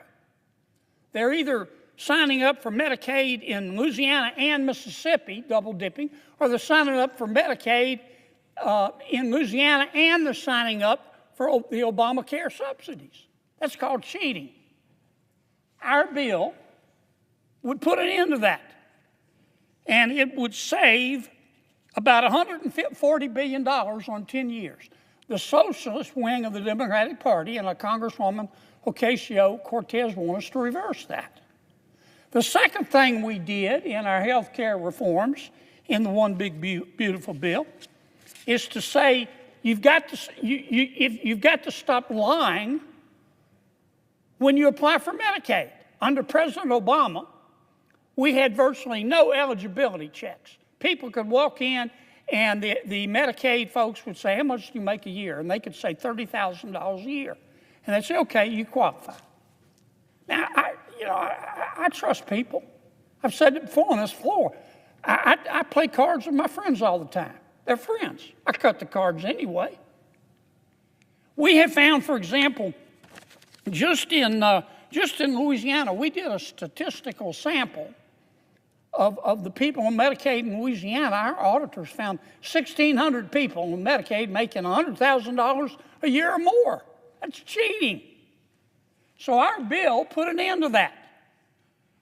Congresswoman Ocasio-Cortez and the socialist wing of the Democratic Party want us to put it back. They want to let people cheat. What else are the socialists asking for in this $1.5 trillion? Well, they're saying we don't want people who can work to work. We put a provision in our bill that the Congresswoman and the socialist wing of her party want us to take out that says, look, if you're between the ages of 19 and 64 and you're able-bodied, we're not talking about a mother with a sick child in her arms, you're able-bodied, you're perfectly healthy, and you don't have any dependent kids at home, then if you qualify based on income, we'll give you Medicaid, but you have to work. You have to work 20 hours a week or go to school 20 hours a week or do community service 20 hours a week. Because the free enterprise system, jobs, have done more to lift people out of poverty than all the social programs put together. That's what's called a work requirement. What's wrong with that? Those who can't work should work. Our welfare programs were meant to be bridges, not parking lots. Congresswoman Ocasio-Cortez and the socialist wing of her party want us to reverse all of that. What else do they want us to do? Well, they're upset at us over the Affordable Care Act. Now, let me tell you what all this is about with the Affordable Care Act. Under Obamacare, if you are a low-income American, you're entitled to Medicaid. If you are a middle-income American, you have a job, then chances are you get insurance through your employer. Most people do. But if you're in the middle, you make a little more money than the poverty level, but you can't get insurance through your employer, we provide what's called the Obamacare exchanges. So when we talk about the Obamacare subsidies, that's what we're talking about. It's about 24 million people. And it was meant for lower income people. Up until 2019, it was all for low income people. And then in 2019, without any Republican votes, President Obama said, look, we're in a pandemic. We're going to raise the limit. We're going to say there are no income limits on Obamacare paid for by the taxpayer. We've got 24 million people on Obamacare. When they raised the limits, you can make any amount of money and still get a subsidy. That added about 1.6 million people on Obamacare. Obamacare was meant for people who make from roughly $30,000 a year to $130,000 a year, families of four. Now, because President Biden raised the cap, we've got people making $600,000 a year, $150,000 a year, families making $200,000 a year, getting subsidies from the American taxpayer. Why? Because they said we needed it in the pandemic. The pandemic is over. And that's why the Democrats, when they passed the bill, put in a provision that says at the end of this year, those extra subsidies are going to end. Congresswoman Ocasio-Cortez says no. Until you agree to let them continue, to let anybody at any income level get subsidies, we're going to shut government down. That's their third demand. And that is part of the $1.5 trillion. And finally, of course, the Congresswoman is saying we want you to give $500 billion, not $500,000, not $500 million, $500 billion. We want you to give $500 billion to the Corporation for Public Broadcasting because we like what they say. Well, we just eliminated money for all forms of media in the Affordable Care Act. Now, those are the demands. Those are the demands. I'll mention one more.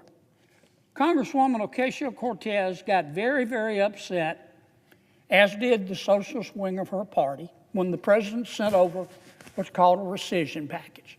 Basically, President Trump just said, we want you to take some stuff out of the budget that we think is wasteful. And we did. And that upset the Congresswoman. She's entitled to be upset if she wants to. But that really upset the socialist wing of the party. And so we took out, and here's what they want us to put back in. We found that under President Biden, they were spending $3 million for circumcisions and vasectomies in Zambia. We took that out. The Congresswoman says, we're going to shut down government until you put that back in. We found $500,000 of American taxpayer money for electric buses in Rwanda. We found $3.6 million for pastry cooking classes and dance focus groups for male prostitutes in Haiti. I kid you not. I'm not making this up. It was in the budget under President Biden. We took it out. Congresswoman Ocasio-Cortez in the socialist wing, the loon wing of the Democratic Party, says we're going to shut down government until you put it back in. I'll just read you a few more that we took out. They are demanding we put back in. $6 million for media organizations for the Palestinians. $833,000 for transgender people in Nepal. $300,000 for a pride parade in Lesotho. $882,000 for social media mentorship in Serbia. $4.2 million. We took it out. The Congresswoman and the socialist wing of their party says we've got to put that back in for the open government. $4.2 million for lesbian, gay, bisexual, transgender, queer, and intersex people in the Western Balkans and Uganda. I could spend the rest of the afternoon here. We took all that out. It upset Congresswoman Ocasio-Cortez. It upset the socialist wing of her party. And now that wing of her party and the Congresswoman are threatening all other Democrats and saying, you've got to shut that government down until we get what we want. And part of what they want is to add this kind of stuff back into the bill.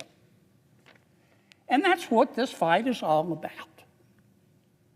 We're in the process of negotiating a budget with our Democratic friends. We ran out of time. The cutoff was midnight Tuesday night. That's when the clock struck midnight and the budget ran out. What we had asked for and what we're still asking for is let's continue to negotiate, we meaning the Republicans and the Democrats, for 6 more weeks and try to agree on a budget. That's all we're asking. We're not asking for any additional appropriations, any conditions, any stipulations. All we're asking for is what we call a clean CR. All we're asking for is just further negotiate. And Congresswoman Ocasio-Cortez, who has done a stellar job in rising to the leadership of her party, as a member of the socialist wing. They're about to elect a socialist mayor of New York. I think Mr. Mamdani's going to win. They have said to our request, let's just continue the status quo for 6 more weeks. They said, we'll give you 6 more weeks if you will give us $1.5 trillion. That's what they're demanding. And that's why we're shut down. Now, let me say it again, Mr. President. I don't hate anybody. This is America. I sure don't hate the Congresswoman. She is entitled to her opinion, but I'm entitled to mine. And she can criticize my policy positions, but I'm entitled to criticize hers. And I'm here to tell you, Mr. President, in front of God and country, based on her policy positions that she's demanding, based on her policy positions that she is demanding that I just outlined, $1.5 trillion of pure, unadulterated spending porn. Based on that demand, based on her policy positions, the American people are looking at her and saying, this person has single-handedly put an end to dumb blonde jokes. Because that is the craziest thing I've ever heard. Based on her policy positions, $1.5 trillion of this kind of spending porn, the American people are looking at the Congresswoman and saying, with respect, she must be bilingual. She must speak English and stupid. And that's why we're not agreeing to it.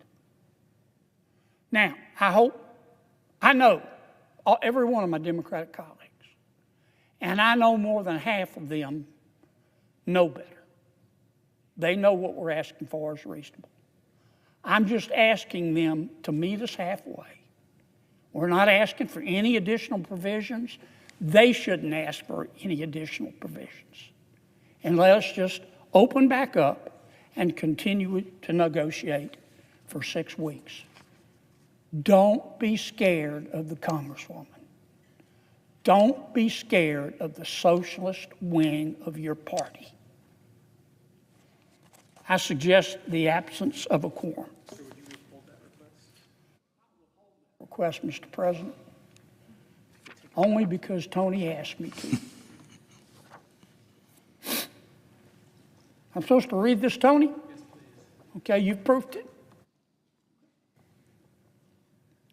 I ask unanimous consent, Mr. President, that when the Senate completes its business today, it stand adjourned until 3:00 p.m. on Monday, October 6th.